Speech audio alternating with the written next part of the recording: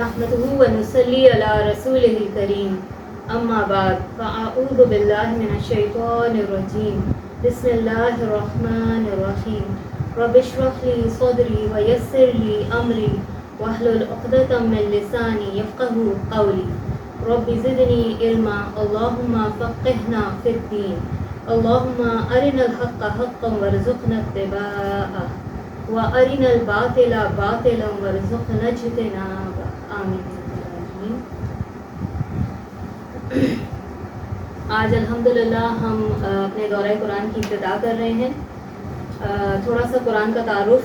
शब क़द्र में रमज़ान की अल्लाह सुब्हानहू व तआला ने इसको नाज़िल फरमाया लौहे महफूज से आसमान दुनिया तक, यानी सातवें आसमान से आसमान दुनिया तक शब क़द्र की रात रमज़ान में अल्लाह सुब्हानहू व तआला ने इसको मुकम्मल नाज़िल फरमाया। फिर वहाँ से बतदरीज जिब्रील अलैहिस्सलाम 23 साल के अरसे में नबी सल्लल्लाहु अलैहि वसल्लम पर वही के ज़रिए से कुरान को लाते रहे मक्का मुकर्रमा के मुकर्रम शहर में। अऊज़ु बिल्लाहि मिनश शैतानिर रजीम बिस्मिल्लाहिर रहमानिर रहीम अल्हम्दुलिल्लाहि रब्बिल आलमीन अर्रहमानिर रहीम मालिकि यौमिद्दीन इय्याका नअबुदु व इय्याका नस्तईन इहदिनस सिरातल मुस्तक़ीम सिरातल लज़ीना अनअमता अलैहिम गैरिल मग़दूबि अलैहिम वलद्दॉल्लीन आमीन। सूरह फातिहा मक्की सूरतों में से है और ये पहली मुकम्मल सूरा है जो कि नाजिल हुई। 5वीं वही थी, इससे पहले 4 वही और नाजिल हो चुकी और मक्का में ये नाजिल हुई थी। बहुत सारे इसके नाम जो है वो सहाबा कराम ने रखे थे। ख़ुद अल्लाह सुब्हानहू व तआला ने बहुत ही मुख्तसर सी ऐसी सूरतें हैं, बहुत ही कम ऐसी सूरतें हैं, सूरतों की तादाद है जिनका अल्लाह सुब्हानहू व तआला ने ख़ुद कुरान में दूसरी जगह पर जिक्र फरमाया। उनमें से एक सूरह फातिहा है जिसे अल्लाह सुब्हानहू व तआला ने कुरान अज़ीम भी कहा। इससे जो है वो इस सूरत की अहमियत का अंदाज़ा होता है। उम्मुल कुरान भी इसे कहते हैं, कुरान की माँ से जिस तरह बाकी पूरी नस्ल आगे चलती है, तो इसकी हैसियत भी एक इंडेक्स की तरह, एक माँ की तरह है कि जो मेन टॉपिक्स हैं वो इस सूरत में आ गए और बाकी फिर इसी की तफसीर में पूरे कुरान का यूँ समझ लें कि जवाब नाज़िल फरमाया अल्लाह सुब्हानहू व तआला ने। अब इसमें अल्लाह सुब्हानहू व तआला क्या फरमा रहे हैं? शुरू अल्लाह के नाम से जो बेइंतहा मेहरबान और रहम फरमाने वाला है। तारीफ़ अल्लाह ही के लिए है जो तमाम कायनात का रब है, निहायत मेहरबान और रहम फरमाने वाला है, रोज़े जज़ा का मालिक है। हम तेरी ही इबादत करते हैं और तुझ ही से मदद मांगते हैं। हमें सीधा रास्ता दिखा, उन लोगों का रास्ता जिन पर तूने इनाम फरमाया। ये वो पहली दुआ है जो हमने कुरान शुरू करने से पहले अल्लाह सुब्हानहू व तआला ने हमें सिखाई। इहदिनस सिरातल मुस्तक़ीम, कि हिदायत अता फरमा हमें सीधे रास्ते की। किसके रास्ते की? उन लोगों के रास्ते की जिन पर अल्लाह सुब्हानहू व तआला ने इनाम फरमाया। किन पर इनाम फरमाया था? ये आगे जाके अल्लाह सुब्हानहू व तआला ने इरशाद फरमाया कि कितने ही अच्छे हैं वो लोग कि जो अल्लाह सुब्हानहू व तआला की अताअत करते हैं, उसके नबी की अताअत करते हैं।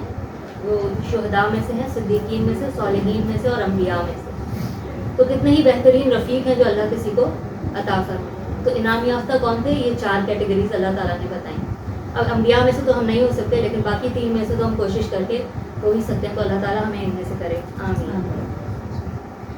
हमें सीधा रास्ता दिखा, उन लोगों का रास्ता जिन पर तूने इनाम फरमाया, उनका नहीं कि जो जिन पर तेरा गज़ब हुआ और वो जो भटक गए। अब गज़ब किस पर हुआ और भटक कौन गए और इनाम किन पर हुआ? इनाम किन पर हुआ वो तो मैंने आपको बता दिया। बाकी जो 2 कैटेगरीज हैं, उलमा कहते हैं कि जिन पर अल्लाह सुब्हानहू व तआला मग़ज़ूब हुए, गज़ब हुआ, वो यहूदी थे, और जो रास्ता भटक गए वो ईसाई थे। अब इन दोनों कौमों ने ऐसा क्या किया कि ये अल्लाह सुब्हानहू व तआला की हिदायत का रास्ता भूल गए? उसी को बयान करने के लिए सूरह बकरा में अल्लाह सुब्हानहू व तआला ने मग़दूब अलैहिम की पूरी तफसील बयान फरमाई और फिर आले इमरान में जो रास्ता भटक गए उनकी तफसील बयान फरमाई। तो अब देखते हैं कि ये अल्लाह सुब्हानहू व तआला ने आगे सूरह बकरा में, सूरह फातिहा के जवाब में पूरे कुरान में हमें क्या हिदायत अता फरमाई। सूरह अल बकरा ये मदनी सूरतों में से है और اللہ بسم اللہ الرحمن الرحیم، الف لام میم، یہ حروف مقطعات ہیں. حروف مقطعات کا مطلب ہے قطع ہوئے کٹے ہوئے حروف جو جدا جدا الگ الگ پڑھے جاتے ہیں. ان کا جو معنی اور مفہوم ہے وہ اللہ سبحانہ و تعالیٰ نے بھی جبریل علیہ السلام کو نہ بتایا، نہ جبریل علیہ السلام نے نبی صلی اللہ علیہ وسلم کو بتایا، نہ ہی کبھی صحابہ کرام نے پوچھا کہ ان حروف مقطعات کا مطلب کیا ہے. تو یہ وہ علم ہے جو صرف اس کا صحیح علم اللہ سبحانہ و تعالیٰ ہی جانتے ہیں. لیکن علماء نے اس کے اوپر جو اپنی تحقیق کی ہے اس کے مطابق الف لام میم یا قاف ہا یا عین صاد یا باقی جتنے بھی حروف مقطعات ہیں ہر اس صورت کے ابتدا میں پائے جاتے ہیں جس صورت میں اللہ سبحانہ و تعالیٰ نے لوگوں کو یہ چیلنج دیا ہے کہ اس قرآن کو اگر تم نہیں مانتے تو اس جیسی کوئی ایک صورت بنا کے دکھا دو، یا 10 آیات بنا کے دکھا دو، یا ایک آیت بنا کے دکھا دو. تو جن جن صورتوں میں یہ چیلنج موجود ہے وہ صورتیں شروع ہوتی ہیں حروف مقطعات سے. اللہ تعالیٰ آگے ارشاد فرماتے ہیں یہ اللہ کی کتاب ہے، اس میں کوئی شک نہیں. کس چیز میں شک نہیں؟ ایک تو یہ کہ یہ اللہ کی طرف سے ہے، اور دوسرا جو کچھ اس میں احکامات لکھے ہوئے ہیں ان میں میرے لیے نفع ہی نفع ہے، فائدہ ہی فائدہ ہے. کسی اللہ کے حکم میں کوئی بھی مجھے شک و شبہ نہیں کہ وہ میرے اگینسٹ ہو سکتا ہے یا اس سے میرا نقصان ہو سکتا ہے. تو یہ اللہ کی کتاب ہے اور اس کا ہر حکم میرے لیے فائدہ مند ہے. ہدایت ہے ان پرہیزگار لوگوں کے لیے جو غیب پر ایمان لاتے ہیں. غیب پر کون سی چیزیں ہیں جن پر ہم ایمان لاتے ہیں؟ جن کو ہم اپنے ظاہری حواس سے محسوس نہیں کر سکتے، نہ دیکھ سکتے ہیں، نہ چھو سکتے ہیں، نہ سن سکتے ہیں. تو کون سی چیزیں ہو گئی ہیں؟ جیسے کہ اللہ سبحانہ و تعالیٰ کی ذات وہ غیب میں ہے، ہم نے نہیں دیکھا لیکن ہم ایمان لائے. فرشتے ہم نے نہیں دیکھے لیکن ہم اس پر ایمان لائے. جنت، دوزخ اور پھر مرنے کے بعد جی کر اٹھنا، یہ سب ہم نے دیکھا نہیں لیکن ہم اسے ایمان لاتے ہیں. پھر آگے فرمایا کہ ہدایت اور کس کے لیے ہے؟ ایک تو ان لوگوں کے لیے جو غیب پر ایمان لائے، دوسرا نماز قائم کرتے ہیں، جو رزق ہم نے ان کو دیا ہے اس میں سے وہ خرچ کرتے ہیں. یہ بہت بڑی نشانی ہے. اگر آپ نے اپنے لیے ایمان والے بندوں کو چننا ہے کہ میں کس کے ساتھ دوستی کروں اور کس کے ساتھ نہیں کروں اور کون واقعی ایمان والے ہیں، تو یہ اللہ تعالیٰ نشانیاں بتا رہے ہیں. یہ ہیں ایمان والے، یہ اگر تمہیں زندگی میں ملے تو ان کو مت چھوڑنا.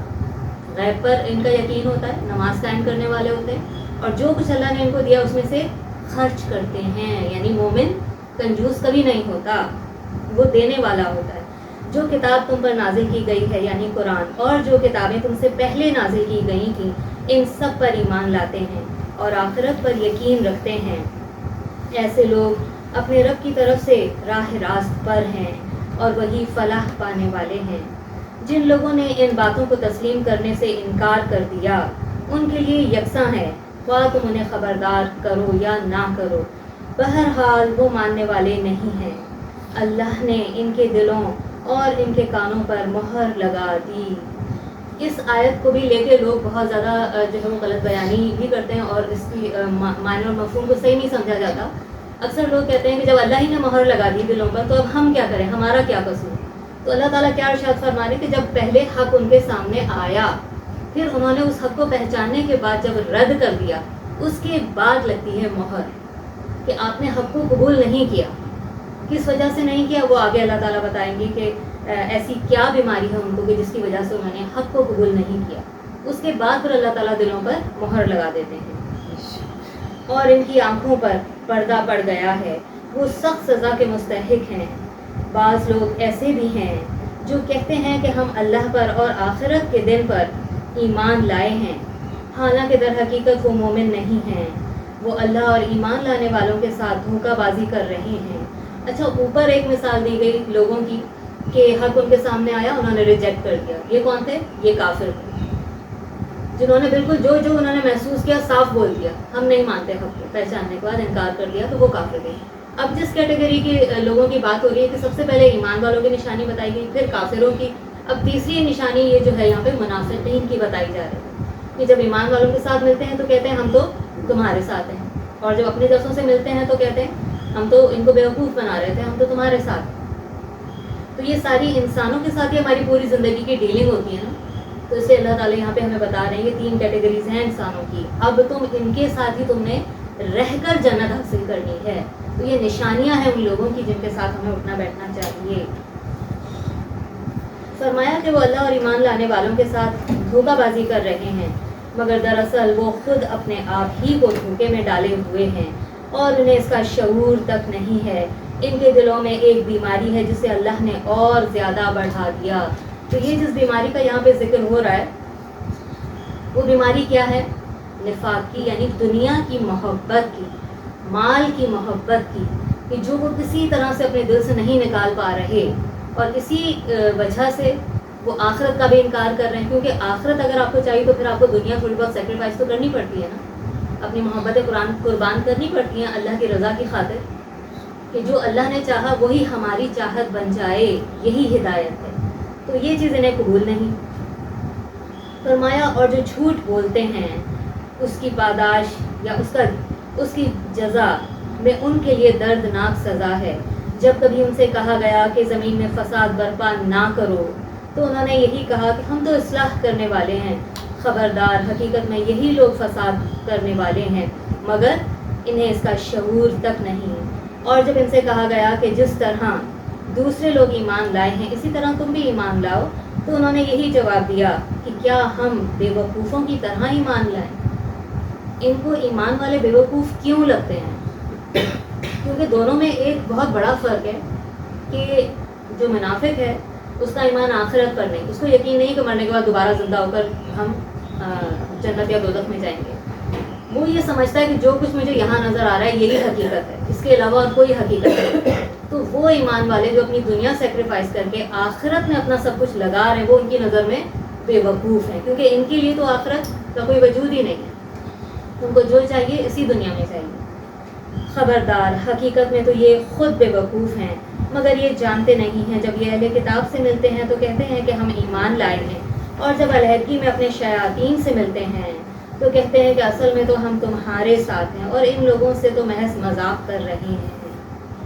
اللہ ان سے مذاق کر رہا ہے اور ان کی رسی دراز کیے جاتا ہے اور یہ اپنی سرکشی میں اندھوں کی طرح بھٹکتے چلے جاتے ہیں.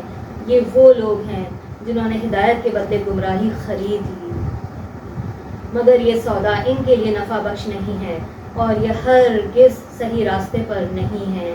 ان کی مثال ایسی ہے جیسے ایک شخص نے آگ روشن کی. اب یہاں پہ جو مثال دی جا رہی ہے، جو شخص آگ روشن کرنے والا ہے، دیکھیں جب روشنی ہوتی ہے تو ہر چیز کی حقیقت سامنے آ جاتی ہے. تو یہاں کس کی طرف اشارہ ہے؟ نبی صلی اللہ علیہ وسلم کی طرف، کہ انہوں نے حق لا کر سب کو بتا دیا کہ کیا حق ہے کیا نہیں. وہ اس علم کی روشنی نے ان کو سب کچھ دکھا دیا حقیقت. اب اور جب اس نے سارے ماحول کو روشن کر دیا تو اللہ نے ان کا نور بصارت سلب کر لیا اور انہیں اس حال میں چھوڑ دیا کہ تاریکیوں میں انہیں کچھ نظر نہیں آتا. یعنی اگر پیچھے آپ کے روشنی ہے، سورج ہے یا جل رہے، آپ ہی اس سے آنکھیں بند کر لیں، حق آپ کے سامنے آیا. پیچھے جو کافروں کی مثال دی گئی کہ حق آیا انہوں نے انکار کر دیا، یہاں پر بھی یہی بات بتائی جا رہی ہے کہ روشنی ہوئی، نور آیا، لیکن آپ خود اپنی آنکھیں بند کر لیں تو باہر کا نور آپ کو کوئی فائدہ دے گا نہیں. تو یہی مثال کافروں کی دی جا رہی ہے کہ وہ حق نہ دیکھنا چاہتے ہیں نہ سننا چاہتے ہیں. یہ بہرے ہیں، گونگے ہیں اور اندھے ہیں. اب یہ نہیں پلٹیں گے. یا پھر ان کی مثال یوں سمجھو کہ آسمان سے زور کی بارش ہو رہی ہے، اور یہ بارش کیا ہے؟ قرآن کی وحی جو نازل ہو رہی ہے، اور اس کے ساتھ اندھیری، گھٹا، کڑک اور چمک بھی ہے. جب بارش آتی ہے تو گھنگرج ہوتی ہے نا، بجلی بھی کڑکتی ہے. تو جب اسلام آیا تو شروع میں کیا ہوا؟ قربانیاں بھی دینی پڑی، سیکریفائس کرنے پڑے، اذیتیں اٹھانی پڑی. حضرت بلال کی مثال ہمارے سامنے ہے. تو شروع میں یہ سب کچھ ہوا. یہ بجلی کے کڑاکے سن کر اپنی جانوں کے خوف سے کانوں میں انگلیاں ٹھوس لیتے ہیں، اور اللہ ان منکرین حق کو ہر طرف سے گھیرے میں لیے ہوئے ہے. چمک سے ان کی حالت یہ ہو رہی ہے کہ گویا عنقریب بجلی ان کی بصارت اچک لے جائے گی.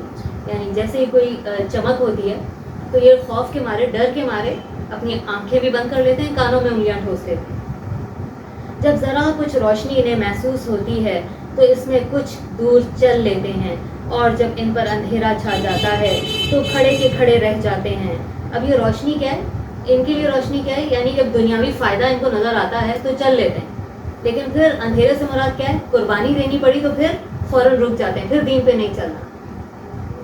فرمایا اللہ چاہتا تو ان کی سماعت اور بصارت بالکل ہی سلب کر لیتا، یقیناً اللہ ہر چیز پر قادر ہے۔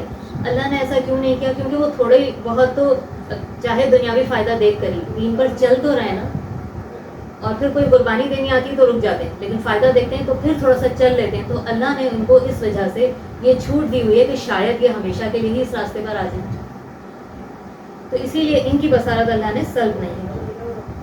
لوگوں، بندگی اختیار کرو اپنے اس رب کی جو تمہارا اور تم سے پہلے جو لوگ ہو کر گزرے ہیں ان کا سب کا خالق ہے۔ تمہارے بچنے کی توقع اسی صورت میں ہو سکتی ہے، وہی تو ہے جس نے تمہارے لیے زمین کا فرش بچھایا۔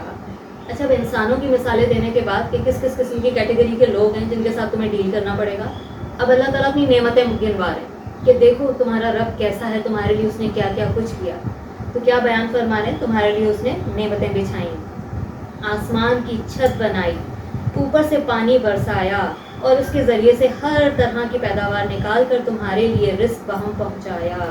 بس جب تم یہ جانتے ہو تو دوسروں کو اللہ کا مد مقابل مت ٹھہراؤ، اور اگر تمہیں اس بات میں شک ہے کہ یہ کتاب جو ہم نے اپنے بندے پر اتاری ہے یہ ہماری ہے یا نہیں، تو اس کی مانند ایک ہی صورت بنا لاؤ۔ یعنی اتنی ساری صورتیں ہیں نا قرآن کی، شروع میں نے آپ سے کہا تھا ان سے مقطعات جہاں پر ہوتے ہیں وہاں یہ چیلنج ہر اس صورت میں موجود ہوتا ہے، تو یہاں بھی اللہ تعالیٰ چیلنج دے رہے ہیں کہ اگر تمہیں لگتا ہے کہ یہ خود محمد صلی اللہ علیہ وسلم نے گھڑ لی ہے یا کسی انسان نے اس کو سکھا دی ہے، تو پھر اس کے مقابلے کی کوئی اور تم صورت بنا کے لا کے دکھاؤ۔ تو فرمایا اپنے سارے کے سارے ہم نماؤں حمایتیوں کو بلا لو، ایک اللہ کو چھوڑ کر باقی جس کی چاہو مدد لے لو، اگر تم سچے ہو تو یہ کام کر کے دکھاؤ، لیکن اگر تم نے ایسا نہ کیا اور یقیناً تم ایسا کبھی نہیں کر سکتے۔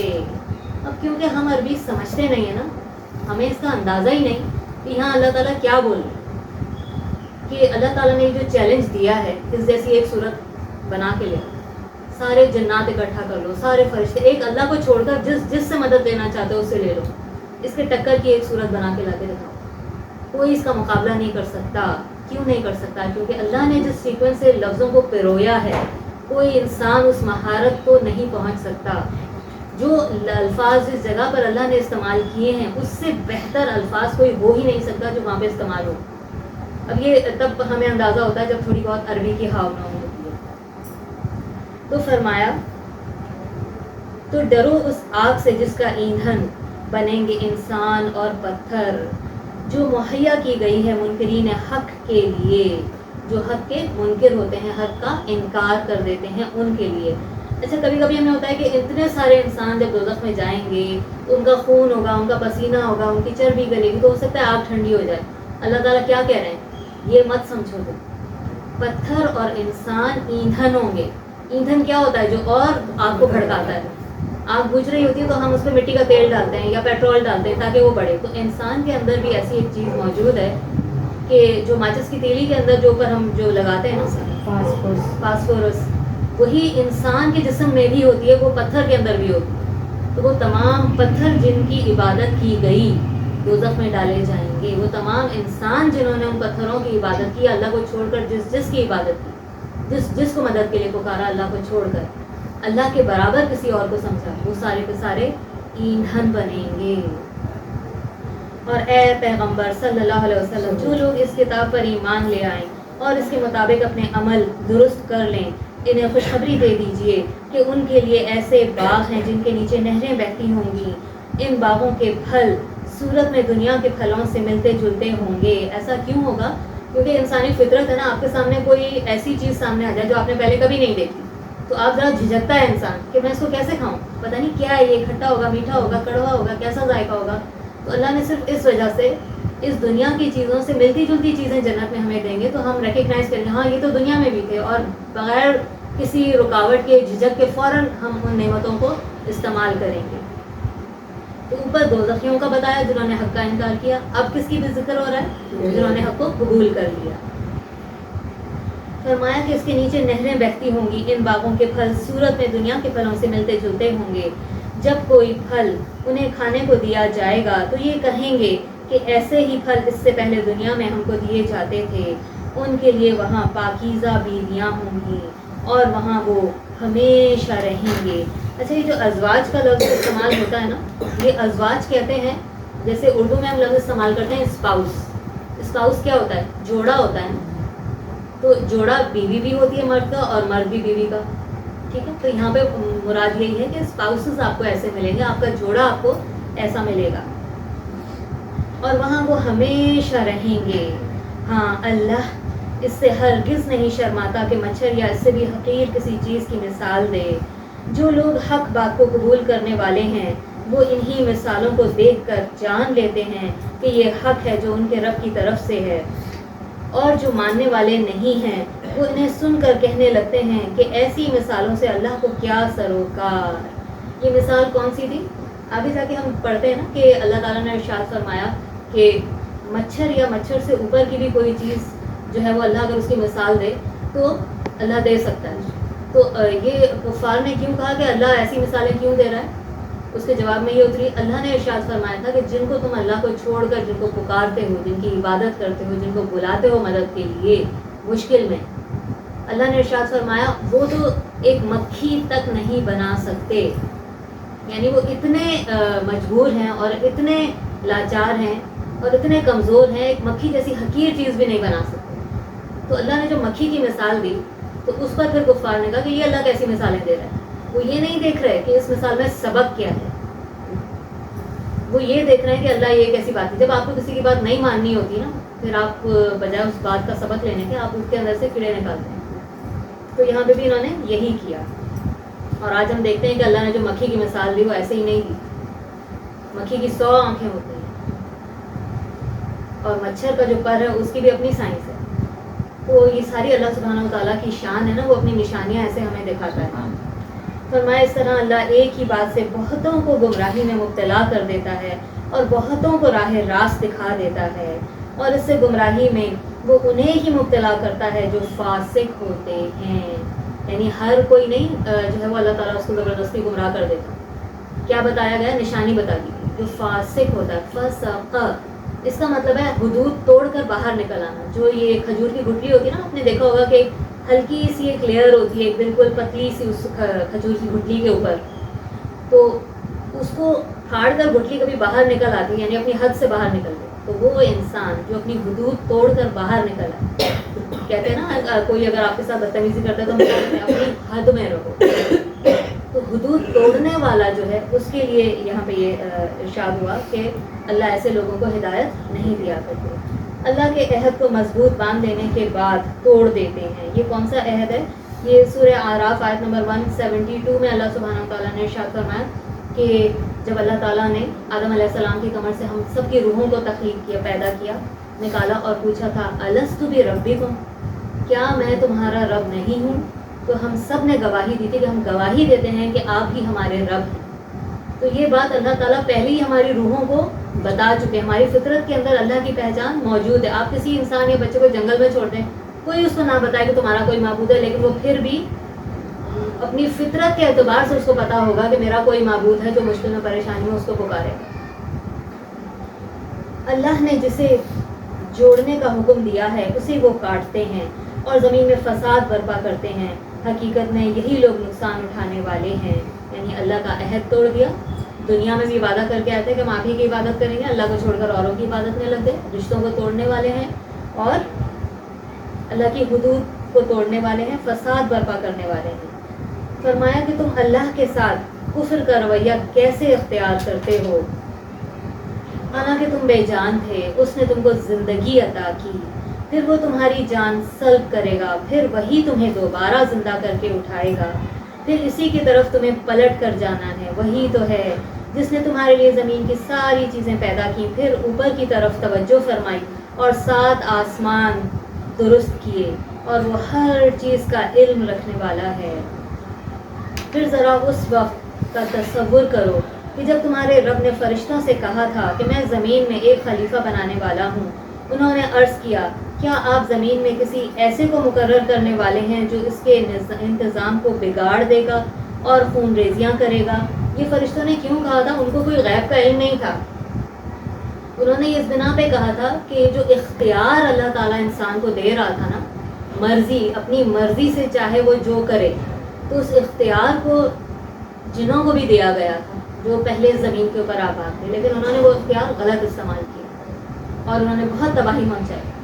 تو یہی اختیار اللہ تعالیٰ انسان کو بھی دے رہے تھے، تو فرشتوں نے کہا کہ آپ ایسی مخلوق کیوں بنا رہے ہیں جو اس اختیار کا غلط استعمال کرے گی۔ فرمایا ہم ہیں نا آپ کی حمد و ثنا بیان کرنے کے لیے اور تسبیح کرنے کے لیے، آپ کی پاکیزگی کا ورد تو ہم کر ہی رہے ہیں۔ فرمایا میں جانتا ہوں جو کچھ تم نہیں جانتے۔ فرشتے کیا نہیں جانتے تھے؟ کہ ابراہیم علیہ السلام جیسا بندہ بھی ہوگا کہ جو ایک حکم پر اپنا سب کچھ قربان کر دے گا، بڑھاپے میں ملی ہوئی اولاد ریگستان میں چھوڑ آئے گا، اللہ کی خاطر آگ میں کود جائے گا۔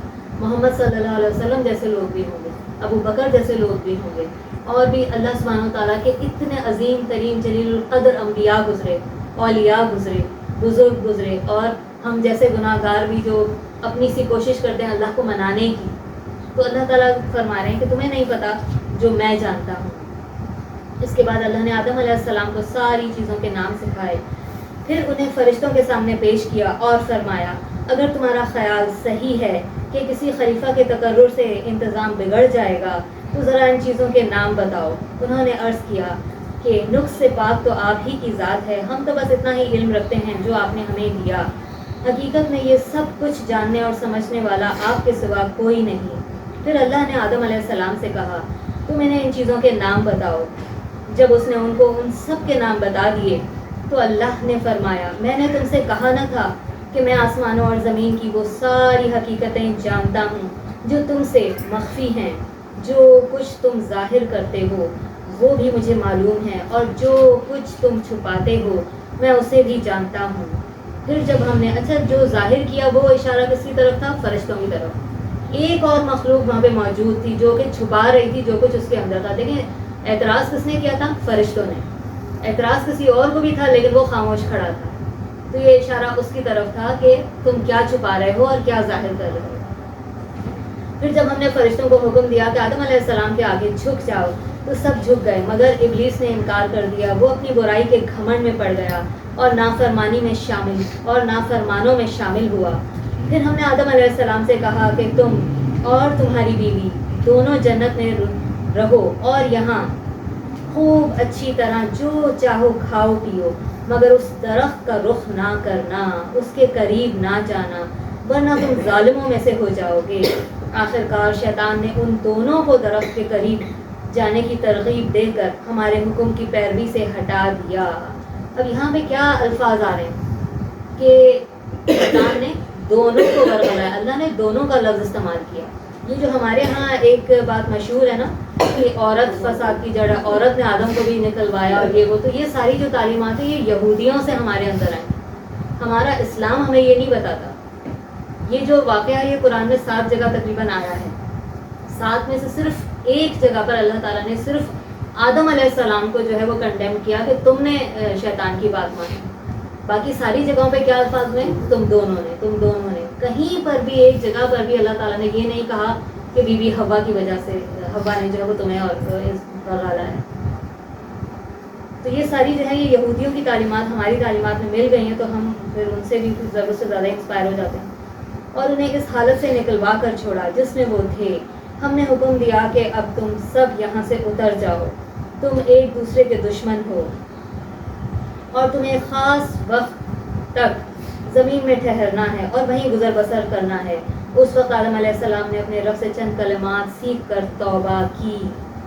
اب یہ جو کلمات ہیں جو آدم علیہ السلام نے سیکھ کر توبہ کی، یہ کلمات اللہ سبحانہ وتعالیٰ نے سورہ اعراف آیت نمبر 23 میں ارشاد فرمایا کہ اللہ نے جو القاء کیے تھے آدم علیہ السلام کے۔ اب دیکھیں جب قرآن کی تعلیمات ہمارے سامنے نہیں ہوتی نا تو پھر ہم اپنی طرف سے کچھ بھی گھڑ لیتے کہ جیسے وہ مشہور ہے کہ آپ صلی اللہ علیہ وسلم کا نام انہوں نے جنت میں پڑھ لیا تھا یا کیا، لیکن قرآن تو ہمیں کوئی اور انفارمیشن دے رہا ہے۔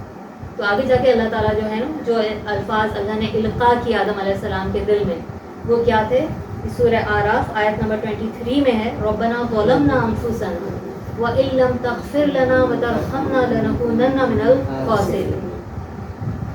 تو یہ وہ الفاظ تھے جو اللہ نے القاء کیے۔ جس کو اس کے رب نے قبول کر لیا، کیونکہ وہ بڑا معاف کرنے والا اور رحم فرمانے والا ہے۔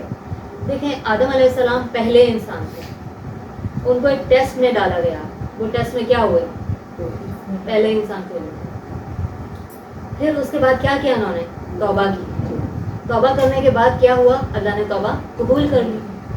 تو اب دیکھیں، جب وہ پہلا انسان یہ سب کچھ کر سکتا ہے تو ہم اسی کے اولاد ہیں، اسی کے ڈی این اے سے بنے ہیں، تو کبھی ہم سے بھی گناہ ہوگا، غلطی ہوگی، شیطان کے بہکاوے میں آ جائیں گے، لیکن تمام اللہ کے انسانوں میں سے سب کے سب گناہ گار ہیں۔ سب سے بہترین گناہ گار کون ہے؟ جو پلٹ کر توبہ کرتے۔ ہم نے کہا کہ تم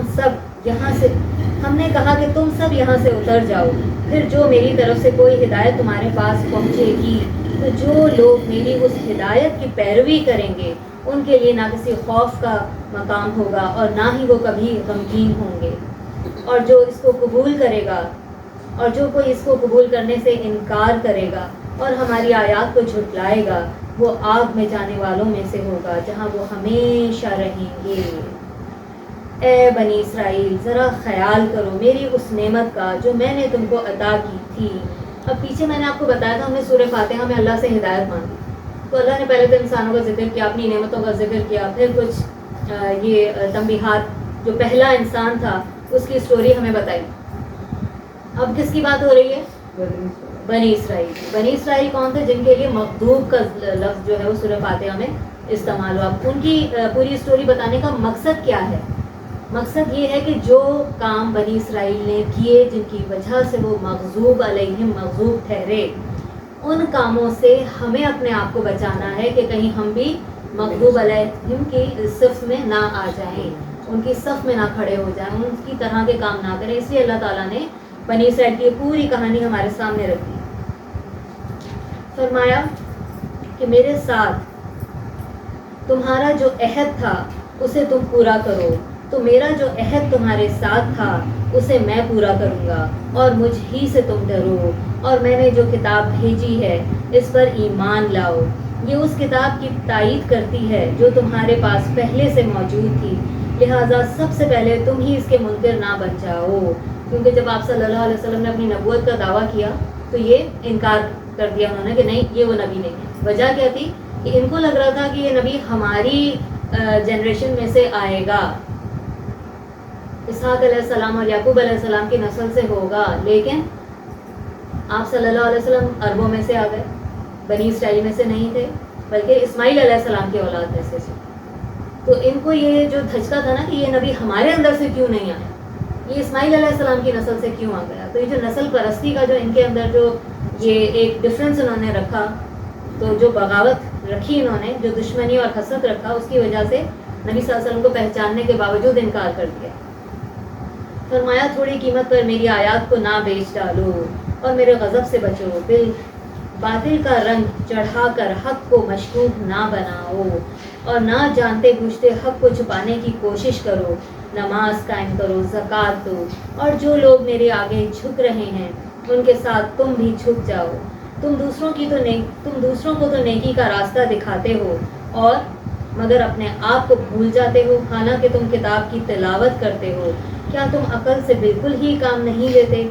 صبر اور نماز سے مدد حاصل کرو، بے شک نماز ایک سخت مشکل کام ہے، مگر ان فرما بردار بندوں کے لیے مشکل نہیں ہے جو سمجھتے ہیں کہ آخر کار انہیں اپنے رب سے ملنا ہے اور اسی کی طرف پلٹ کر جانا ہے۔ اب یہاں یہ بتا دیا گیا کہ ہاں واقعی نماز مشکل ہے، لیکن جب آپ آخرت کو یاد کرتے ہیں نا تو نماز بڑی آسان ہو جاتی ہے کہ میں نے قبر میں اترنا ہے، وہاں منکر نکیر کے سوالوں کے جواب دینے ہیں، قیامت والے دن کھڑا ہونا ہے، پھر آگے پتہ نہیں کیا ہو۔ تو وہ چیز پھر ان کو، آپ کا جو ایمان ہے غیب پر، وہ آپ کو مجبور کرتا ہے کہ آپ نماز پڑھیں۔ تو پیچھے بھی یہی سیکوینس اللہ نے بتایا نا جب ہم نے سورہ بقرہ شروع کی، کہ سب سے پہلی نشانی مومنوں کی کیا بتائی گئی کہ وہ غیب پر ایمان لاتے ہیں، اور غیب کا ایمان ان کو مجبور کر دیتا ہے کہ 5 وقت نماز پڑھیں۔ اے بنی اسرائیل، یاد کرو میری اس نعمت کو جس میں نے تمہیں نوازا تھا، اور اس بات کو کہ میں نے تمہیں دنیا کی ساری قوموں پر فضیلت عطا کی تھی۔ اور یہ فضیلت کیا تھی کہ اللہ تعالیٰ نے ان کو دنیاوی مال و متا بھی بہت اس سے نوازا تھا۔ ہم دیکھتے ہیں سلیمان علیہ السلام کے زمانے میں کیا کیا جو تھا ان کے پاس نہیں تھا، یعنی شیشے کا محل تھا. وہ جو بلقیس آئی تو وہ اپنے پیر اوپر کر رہی تھی. آج بھی سائنس میں اتنی ترقی نہیں کی ہے کہ وہ اس طرح کے فلور جو ہے وہ بنائیں کہ ان کو لگے کہ یہ تو پانی ہے. اتنا دنیا سے نوازا، اور پھر نبوت اور جو اللہ سبحانہ و تعالیٰ کا علم ہے اس سے بھی اتنا نوازا کہ تقریباً 4000 انبیاء جو تھے وہ ان میں پیدا کیے اللہ تعالیٰ نے.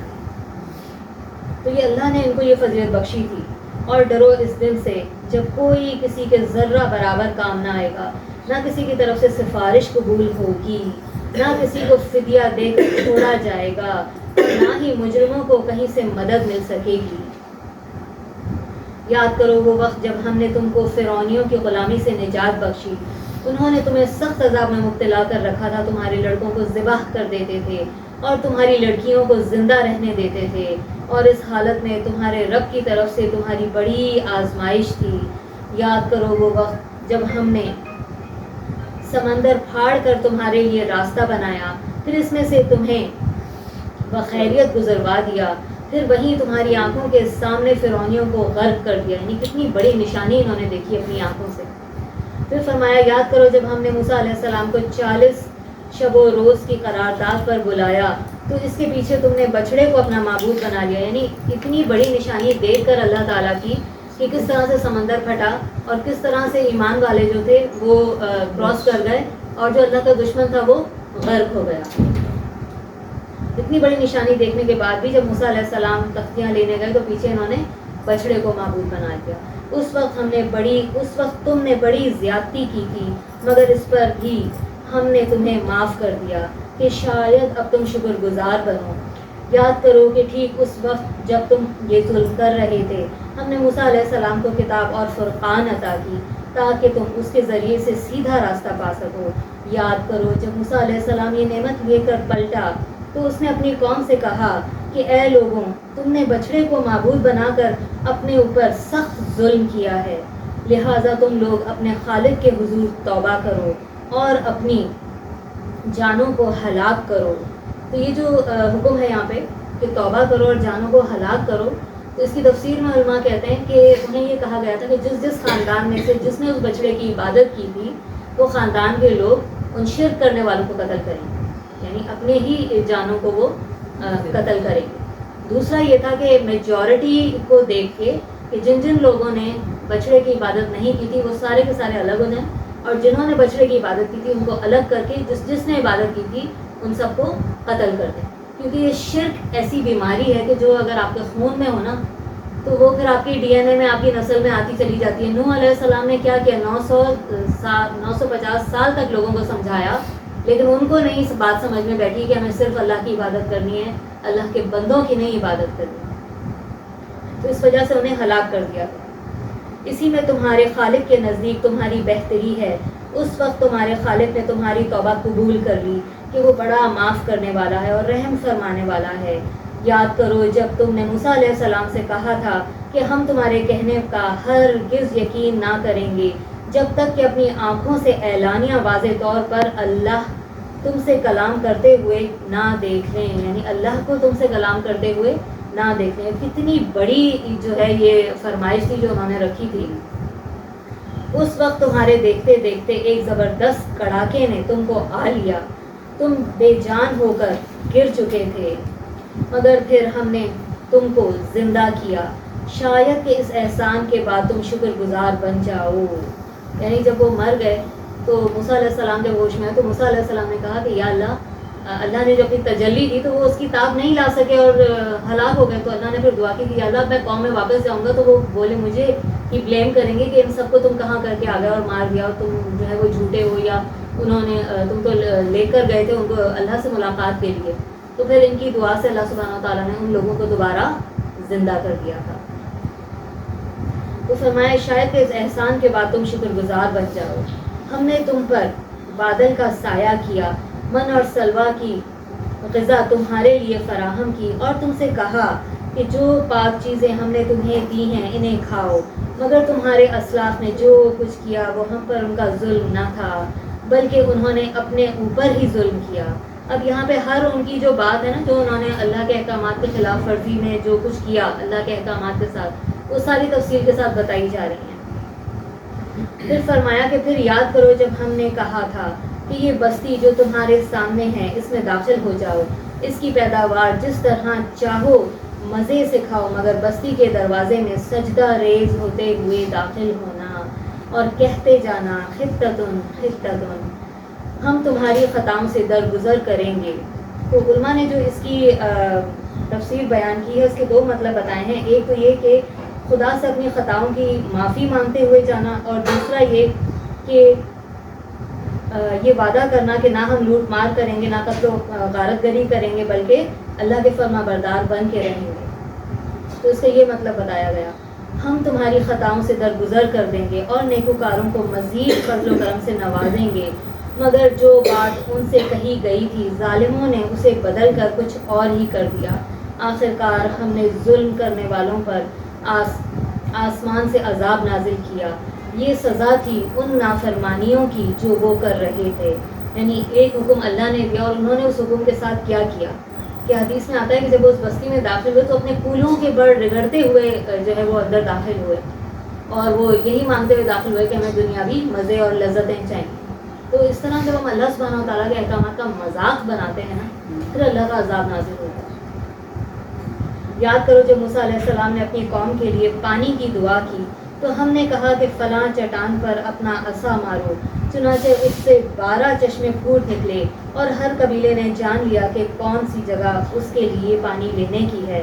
اس وقت یہ ہدایت کر دی گئی تھی کہ اللہ کا دیا ہوا رزق کھاؤ پیو اور زمین میں فساد برپا نہ کرتے پھرو۔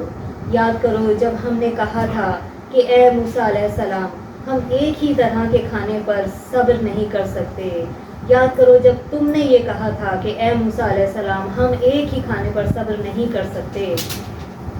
اپنے رب سے دعا کرو کہ ہمارے لیے زمین کی پیداوار، ساگ، ترکاری، کھیرا، ککڑی، گیہوں، لہسن، پیاز، دال وغیرہ پیدا کرے۔ یہ ساری چیزیں کیا ہوتی ہیں؟ یہ سارے چٹخارے کے لیے چیزیں استعمال ہوتی ہیں نا، جو تڑکا لگاتے ہیں اوپر، اس میں یہی ساری چیزیں لہسن، پیاز اور یہ سب چیزیں استعمال ہوتی ہیں نا۔ تو وہ ایک ہی چیز منو سرا کھا کھا کے تنگ آ گئے تھا، ان کو ذرا زبان کا مزہ چاہیے تھا، زبان کا ٹیسٹ چاہیے تھا۔ آج ہم لوگ بھی اسی چیز میں نہیں پڑ گئے ہیں کہ ہم بھی بس کھانے پینے کے پیچھے پڑ گئے ہیں کہ یہ چیز ٹیسٹ کریں، وہ ٹیسٹ کریں، وہ۔ تو اللہ تعالیٰ نے کیا ارشاد فرمایا؟ تو موسیٰ علیہ السلام نے کہا کیا ایک بہتر چیز کے بجائے تم ادنا درجے کی چیز لینا چاہتے ہو؟ اچھا کسی شہری آبادی میں جا رہو، جو کچھ تم مانگتے ہو وہاں مل جائے گا۔ آخرکار نوبت یہاں تک پہنچی کہ ذلت اور خواری اور پستی اور بدحالی ان پر مسلط ہو گئی اور وہ اللہ کے غضب میں گھر گئے۔ یہ نتیجہ تھا اس کا کہ وہ اللہ کی آیات سے کفر کرنے لگے تھے اور پیغمبروں کو ناحق قتل کرنے لگے تھے۔ یہ نتیجہ تھا ان کی نافرمانیوں کا، اس بات کا کہ وہ حد شرح سے نکل جایا کرتے تھے۔ یقین جانو کہ نبی عربی صلی اللہ علیہ وسلم کو ماننے والے ہوں یا یہودی یا عیسائی ہوں یا سابی ہوں، جو بھی اللہ اور آخرت کے دن پر ایمان لائے گا اور نیک عمل کرے گا، اس کا اجر اس کے رب کے ہاں ہے اور اس کے لیے کسی خوف اور رنج کا موقع نہیں۔ اب یہاں پر جو یہ بات بتائی گئی نا کہ چاہے وہ عیسائی ہو چاہے جو بھی ہو، تو وہ اپنے دور کا عیسائی جو تھا جب نبی صلی اللہ علیہ وسلم نہیں تھے، حضرت عیسیٰ علیہ السلام کے دور میں جو عیسائی تھا وہ اس وقت کا مسلمان تھا۔ موسیٰ علیہ السلام کے دور میں جو یہودی اللہ کو اور آخرت کو مانتے تھے وہ اس وقت کے مسلمان تھے، اور آج جو نبی صلی اللہ علیہ وسلم کی امت ہے تو ہم اس وقت کے مسلمان ہیں۔ تو جو کوئی بھی آخرت پر یقین رکھے گا اور ان احکامات کو مانے گا تو اللہ سبحانہ و تعالیٰ اس کو جنت میں داخل فرمائیں گے۔ یاد کرو وہ وقت جب ہم نے طور کو تم پر اٹھا کر تم سے پختہ عہد لیا تھا اور کہا تھا کہ جو کتاب ہم تمہیں دے رہے ہیں اسے مضبوطی کے ساتھ تھامنا اور جو احکامات اور ہدایات اس میں درج ہیں انہیں یاد رکھنا۔ اسی ذریعے سے توقع کی جا سکتی ہے کہ تم تقویٰ کی روش پر چل سکو، مگر اس کے بعد تم اپنے عہد سے پھر گئے۔ اس پر بھی اللہ کے فضل اور اس کی رحمت نے تمہارا ساتھ نہ چھوڑا اور نہ تم کبھی کے، ورنہ تم کبھی کے تباہ ہو چکے ہوتے۔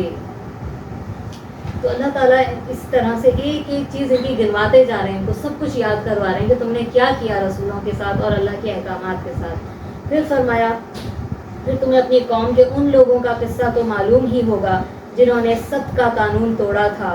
ہم نے انہیں کہہ دیا تھا کہ بندر بن جاؤ اور اس حال میں رہو کہ ہر طرف سے تم پر دھتکار پھٹکار پڑے. اس طرح ہم نے ان کے انجام کو اس زمانے کے لوگوں کے بعد کی آنے والی نسلوں کے لیے عبرت اور ڈرنے والوں کے لیے نصیحت بنا کر چھوڑ دیا. ایک حکم جو اللہ تعالیٰ نے ان کو دیا تھا، یہ سمندر کے کنارے رہتے تھے، تو اللہ تعالیٰ نے ارشاد فرمایا کہ ہفتے کے دن تم کوئی دنیاوی کام نہیں کرو گے، کوئی دنیاوی چیز میں نہیں پڑھو گے، صرف اللہ کی عبادت کرو گے. تو ان میں سے کچھ لوگوں نے کیا کیا کہ ہفتے کے دن کے بجائے انہوں نے ایک دن پہلے جمعے کو جال ڈال دیا سمندر. اور جمعے کے دن کیا ہو رہا تھا، مچھلیاں پھنس رہی تھیں جو کہ پھنسانے سے منع کیا گیا تھا. اور اللہ نے ان کو آزمانے کے ہفتے والے دن ہی بہت ساری مچھلیاں آتی تھیں.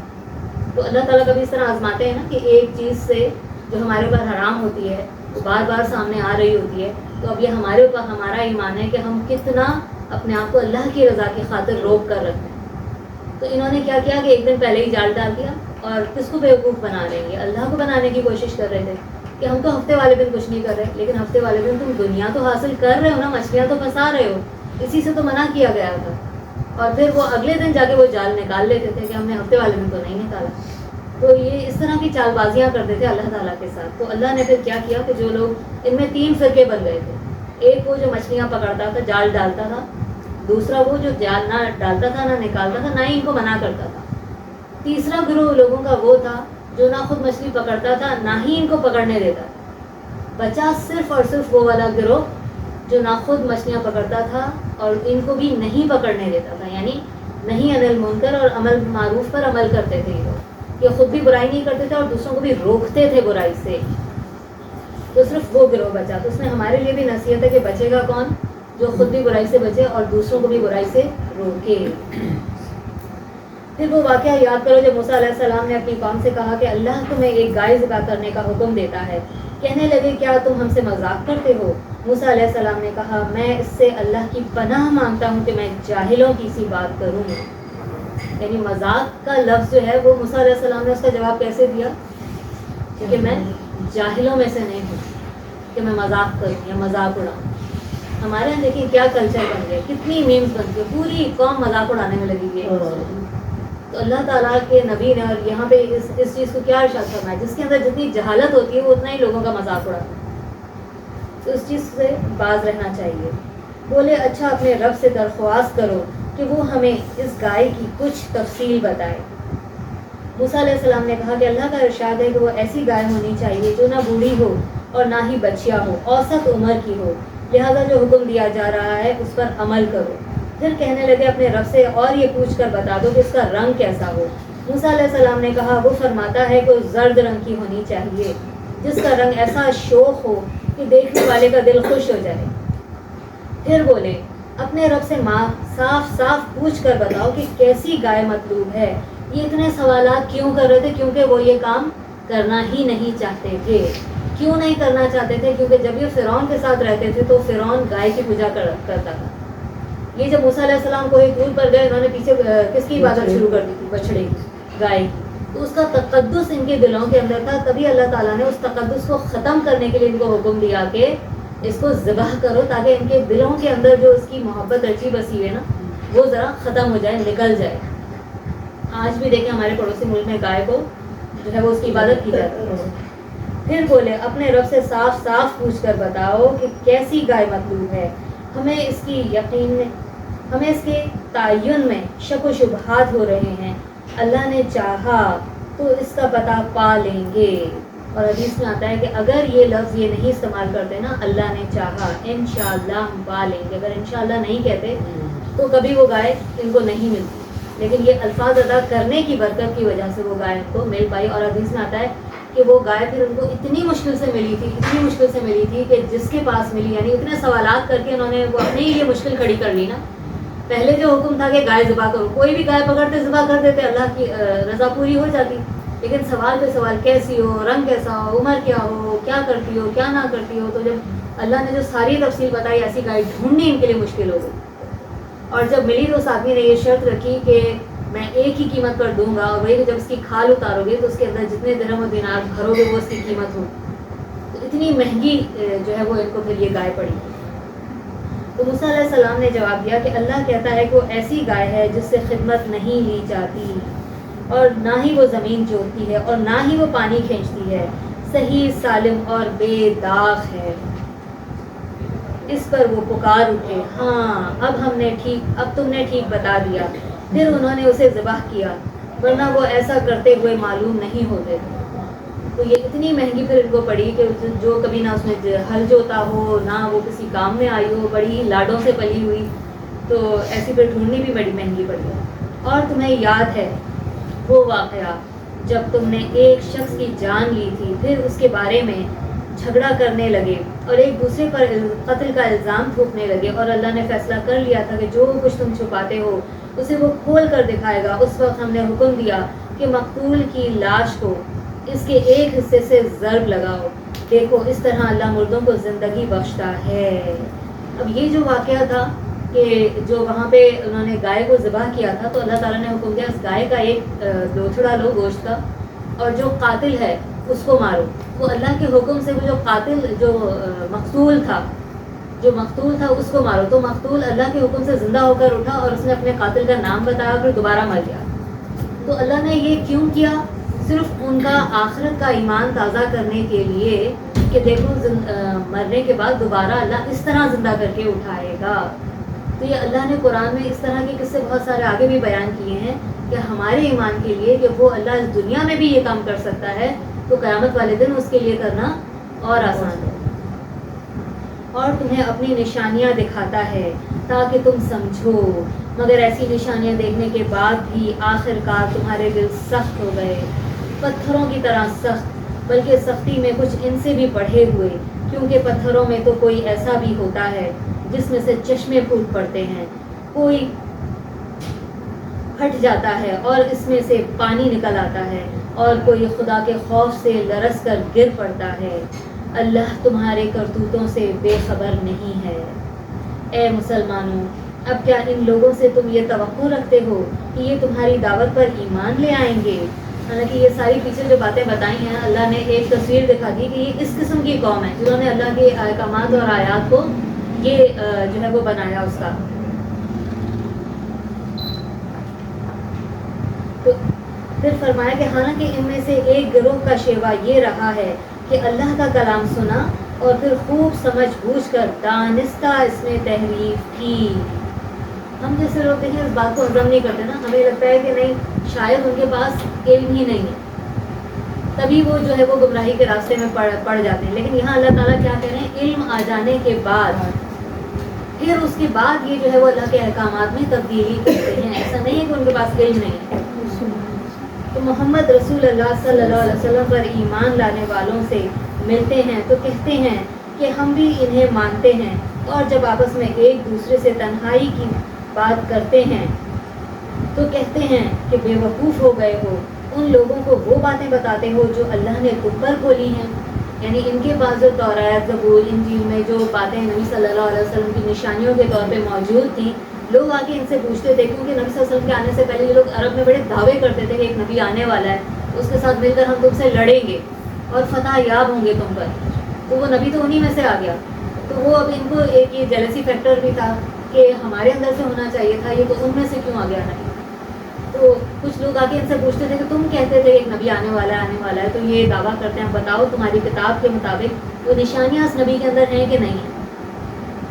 تو پھر کچھ لوگ ان کو بتا دیتے تھے کہ ہاں یہ نشانیاں جو ہیں وہ ان کی، جیسے مہر نبوت ہے، یا ان کے والد کیا ہوں گے، ان کی والدہ کیا ہوں گی، ان کی اور نشانیاں کیا ہوں گی۔ تو وہ کہتے تھے ایک دوسرے سے کہ تم کیوں ان کو بتا دیتے ہو؟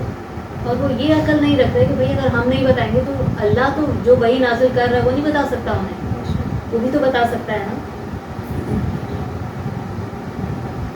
تو کہتے ہیں کہ یہ تو بے وقوف ہو گئے ہو، انہیں کیوں یہ باتیں بتاتے ہو؟ ان لوگوں کو وہ باتیں مت بتاؤ جو اللہ نے تم پر کھول دی ہیں۔ تو اللہ نے جو ان پر کھول دی وہ اللہ ان پر مومنوں پہ نہیں کھول سکتا ہے۔ تمہارے رب کے پاس تمہارے مقابلے میں انہیں حجت میں پیش کریں، اور کیا یہ جانتے نہیں ہیں کہ جو کچھ یہ چھپاتے ہیں اور جو کچھ ظاہر کرتے ہیں اللہ سب باتوں کی خبر رکھتا ہے۔ ان میں سے ایک دوسرا گروہ ان پڑھ ہے جو کتاب کا علم نہیں رکھتا، بس اپنی بے بنیاد امیدوں اور آرزوؤں کو لیے بیٹھا ہے۔ یہ ہمارے معاشرے میں بھی ایسا نا کہ ان کے پاس کتاب کا علم ہے نہیں، بس جو ادھر ادھر سے سنی سنائی اور اپنی آرزوؤں کو اپنی تمناؤں کو ہی دین بنا کے اس پہ عمل کر رہے ہیں. تو اس زمانے میں بھی ایسے لوگ تھے اور محض وہم اور گمان پر چلے جا رہے ہیں. تو ہم کتنا وہم گمان کرتے ہیں, گلاس ٹوٹ گیا تو یہ ہو جائے گا, یوں ہو گیا تو یوں ہو جائے گا. تو یہ ساری چیزیں جو ہیں یہ اس پر انہوں نے اپنا دین بنایا ہوا تھا. بس ہلاکت اور تباہی ہے ان لوگوں کے لیے جو اپنے ہاتھوں سے کتاب شریعت لکھتے ہیں, پھر لوگوں سے یہ کہتے ہیں کہ یہ اللہ کے پاس سے آیا ہوا ہے. مطلب کتنی بڑی جسارت ہے یہ. ہمارے معاشرے میں یہ جو وظائف کی کتابیں عام ملتی ہیں ان میں انہوں نے اپنے ہاتھ سے درود لکھے جو آپ صلی اللہ علیہ وسلم نے نہیں سکھائے. اپنے ہاتھ سے انہوں نے عربی میں کچھ دعائیں لکھی اور پھر نیچے کیا لکھا ہوا ہے کہ یہ پڑھنے سے اتنے لاکھوں نیکیاں آپ کو ملیں گی, اتنے گناہ معاف ہو جائیں گے, اتنی آپ کو یہ برکتیں حاصل ہوں گی. آپ کو کس نے آ کے بتایا کہ جو آپ نے ایک چیز لکھی ہے اس پر اتنی جو 10,000 نیکیاں مل رہی ہیں یا 1 کروڑ نیکیاں مل رہی ہیں یا جتنی بھی مل رہی ہیں, یہ آپ کو کس نے آ کے بتایا کہ آپ کی لکھی ہوئی چیز پر اللہ اتنا ثواب دے گا. تو یہ اتنا بڑا اللہ پر بہتان باندھتے ہیں نا کہ لکھا آپ نے اور کہہ رہے ہیں اس پر اتنا ثواب ملے گا, جبکہ اللہ نے تو یہ نہیں ارشاد فرمایا کہ تمہاری لکھی ہوئی چیز پہ میں ثواب کیوں دوں. ثواب تو ہمیں ان پہ ملے گا جو خود اللہ نے ہمیں سکھائی ہیں, جو اس کے نبی نے ہمیں سکھائی ہیں. تو یہاں پر بھی تھوڑی سی نا عقل ہمیں استعمال کرنی چاہیے تاکہ ان کے معاوضے میں تھوڑا سا فائدہ حاصل کرتے ہیں. وہ کتابیں ان کی بکیں نا, لوگ ان کو ذرا اپنا بڑا سمجھیں اور ان کی ذرا عزت بن جائے. ان کے ہاتھوں کا یہ لکھا ہوا بھی ان کے لیے تباہی کا سامان ہے اور ان کی یہ کمائی بھی ان کے لیے موجب ہلاکت ہے. وہ کہتے ہیں کہ دوزخ کی آگ ہمیں ہرگز چھونے والی نہیں الا یہ کہ چند روز کی سزا مل جائے گی تو مل جائے گی. ہم بھی یہی نہیں کہتے کہ ہم تو نبی صلی اللہ علیہ وسلم کی امت میں سے ہیں, نہ نماز پڑھ رہے ہیں, نہ کسی کا حق ادا کر رہے ہیں, نہ زکوٰۃ دے رہے ہیں. نبی صلی اللہ علیہ وسلم قیامت والے دن شفاعت کریں گے اور ہماری بخشش ہو جائے گی اور ہم جنت میں چلے جائیں گے. اگر اللہ نے گناہوں کی وجہ سے دوزخ میں ڈالا بھی تو نبی صلی اللہ علیہ وسلم سفارش کریں گے, تو جب سب نکلیں گے ہم بھی نکل جائیں گے, ان کے ساتھ جل رہے ہوں گے ان کے ساتھ نکل جائیں گے. یعنی اتنا آسان انہوں نے لیا ہوا. تو جو اس وقت کے ان لوگوں کا جو مینٹیلٹی تھی, آج ہماری بھی بدقسمتی سے یہی مینٹیلٹی ہو گئی ہے. خود کچھ نہیں کرنا اور سب کچھ نبی صلی اللہ علیہ وسلم کی سفارش پہ چھوڑا ہوا ہے. ان سے پوچھو کیا تم نے اللہ سے کوئی عہد لے رکھا ہے جس کی خلاف ورزی وہ ہرگز نہیں کر سکتا, یا یہ بات ہے کہ تم اللہ کے ذریعے اللہ کے ذمے ڈال کر ایسی باتیں کہہ دیتے ہو جن کے متعلق تمہیں کچھ علم نہیں ہے کہ اس نے ان کا ذمہ لیا ہے. آخر تمہیں دوزخ کی آگ کیوں نہ چھوئے گی. جو بھی بدی کمائے گا اور اپنی خطا کاری کے چکر میں پڑا رہے گا وہ دوزخی ہے اور دوزخ ہی میں وہ ہمیشہ رہے گا. اور جو لوگ ایمان لائیں گے اور نیک عمل کریں گے وہی جنتی ہیں اور جنت میں وہ ہمیشہ رہیں گے. یاد کرو اسرائیل کی اولاد سے ہم نے پختہ عہد لیا تھا کہ اللہ کے سوا کسی کی عبادت نہ کرنا. ہم نے تم سے مضبوط عہد لیا تھا کہ آپس میں ایک دوسرے کا خون نہ بہانا, نہ ہی ایک دوسرے کو گھر سے بے گھر کرنا. تم نے اس کا بھی اقرار کیا تھا, تم خود اس پر گواہ ہو. مگر آج وہی تم ہو کہ اپنے بھائی بندوں کو قتل کرتے ہو اور اپنی برادری کے لوگوں کو بے گھر کر دیتے ہو. ظلم اور زیادتی کے ساتھ ان کے خلاف جتھے بندیاں کرتے ہو, اور جب وہ لڑائی میں پکڑے ہوئے تمہارے پاس آتے ہیں تو پھر تم ان کی رہائی کے لیے فدیے کا لین دین کرتے ہو, حالانکہ انہیں ان کے گھروں سے نکالنا ہی سرے سے تم پر حرام تھا. اب یہ کیا کرتے تھے جب مدینہ میں آئے نبی صلی اللہ علیہ وسلم تو وہاں پہ بہت سارے یہودیوں کے گروہ تھے, قبیلے تھے. تو یہودیوں کی جیسے دوسرے کفار کے ساتھ مشرکین کے ساتھ جیسے الحاق ہو جاتا ہے یا ایگریمنٹ ہو جاتا ہے کوئی کہ اگر تم پر دشمن نے مقابلہ کیا تو ہم تمہارے ساتھ مل کر ان کے ساتھ لڑیں گے, اگر ہم پر دشمن نے مقابلہ کیا تو تم ہمارے ساتھ مل کے لڑنا. تو کبھی کبھی یہ ہوتا تھا کہ دشمن جو ان کا ہوتا تھا وہ انہی کے دوسرے قبیلوں کا دشمن بھی ہوتا تھا, تو وہ اپنے جن سے الحاق ہوتا تھا, ان کا ایگریمنٹ ہوا ہوا ہوتا تھا, ان کے ساتھ مل کر وہ اپنے ہی بھائیوں کو گھروں سے نکالتے, قتل کرتے اور جنگ لڑتے ان کے ساتھ, صرف دنیاوی فائدے کے لیے. تو اللہ تعالیٰ کہہ رہے ہیں کہ جس بات سے تمہیں منع کیا گیا تھا کہ اپنے بنی اسرائیل کے بھائی بندوں کے ساتھ تم یہ نہیں کرو گے, تو وہ ان کو گھروں سے نکالتے تھے, جنگ بھی لڑتے تھے, قتل بھی کرتے تھے. پھر جب دشمن ان کو پکڑ کے لے جاتا تھا اور وہ قیدی بن کر جب دوبارہ لائے جاتے تھے بیچنے کے لیے، تو دنیا کو دکھانے کے لیے اور اپنی واہ واہ سننے کے لیے وہ ان کو خریدتے تھے اور آزاد کر دیتے تھے. تو ان کو تو گھروں سے نکالنا ہی منع تھا.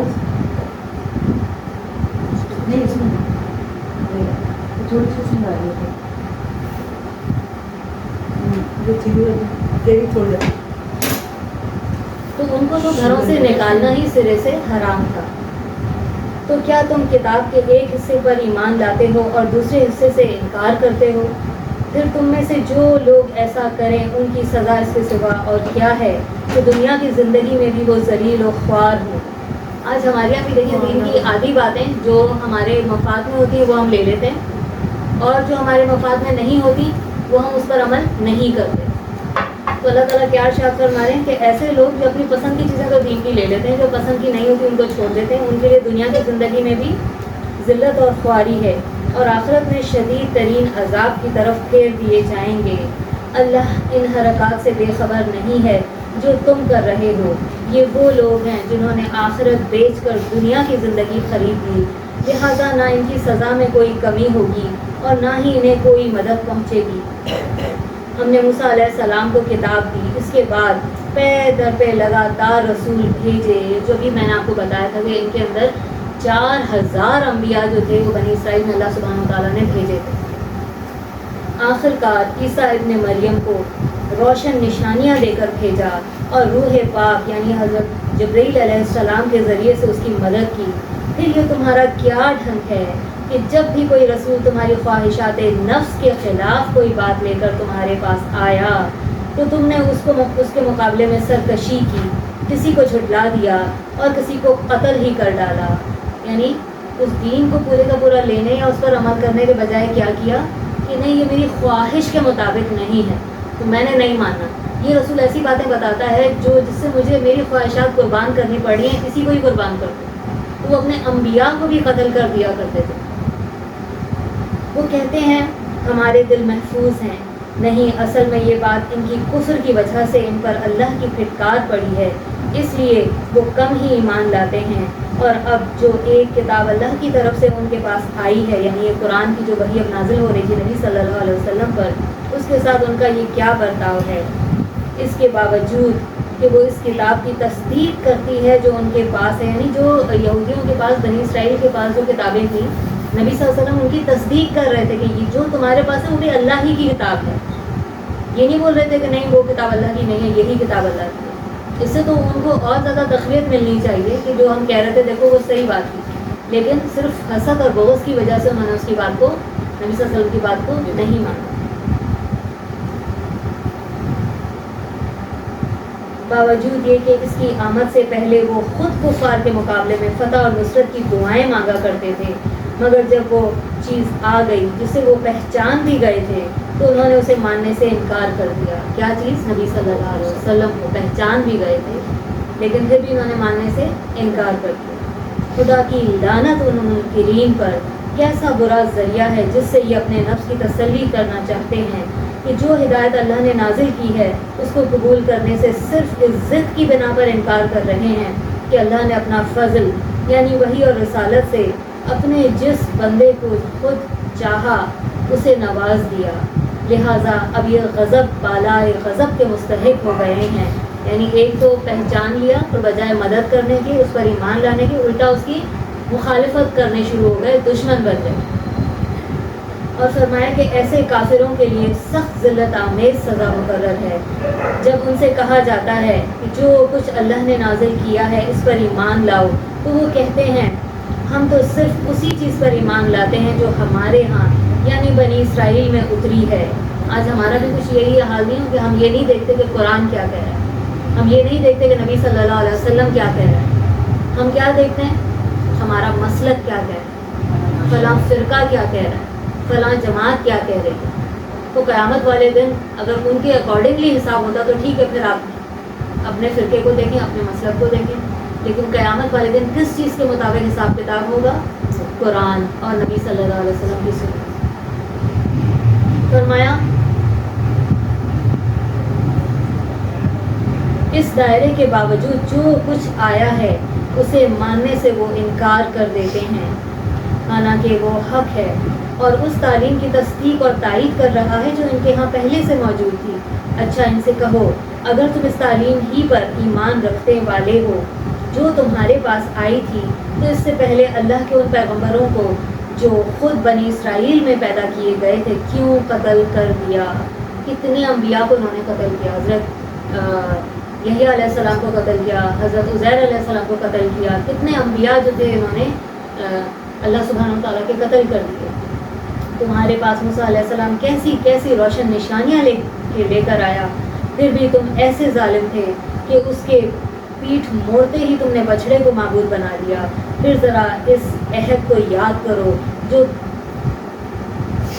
طور کو تمہارے اوپر اٹھا کر ہم نے تم سے لیا تھا، یعنی جب یہ اتنے زیادہ نافرمان ہو گئے تھے تو ایک وقت ایسا ہے کہ اللہ تعالیٰ نے وہی طور کو اٹھایا اور ان کے اوپر معلق کر دیا کہ تم مانتے ہو یا یہ پہاڑ تمہارے اوپر گرا کر تمہیں جو ہے وہ ہلاک کر دیا جائے، یعنی کتنا بڑا معجزہ ہوگا۔ آپ سوچیں جب یہ لوگ نکلے تھے تو ان کی تعداد 6 لاکھ کے برابر، 6 لاکھ انسانوں کا لشکر ہے، اور ان کے اوپر یہ کوہ طور کا پہاڑ اللہ نے معلق کر کے کہا کہ میری بات مانتے ہو، یہ پہاڑ دے مارو تمہارے اوپر۔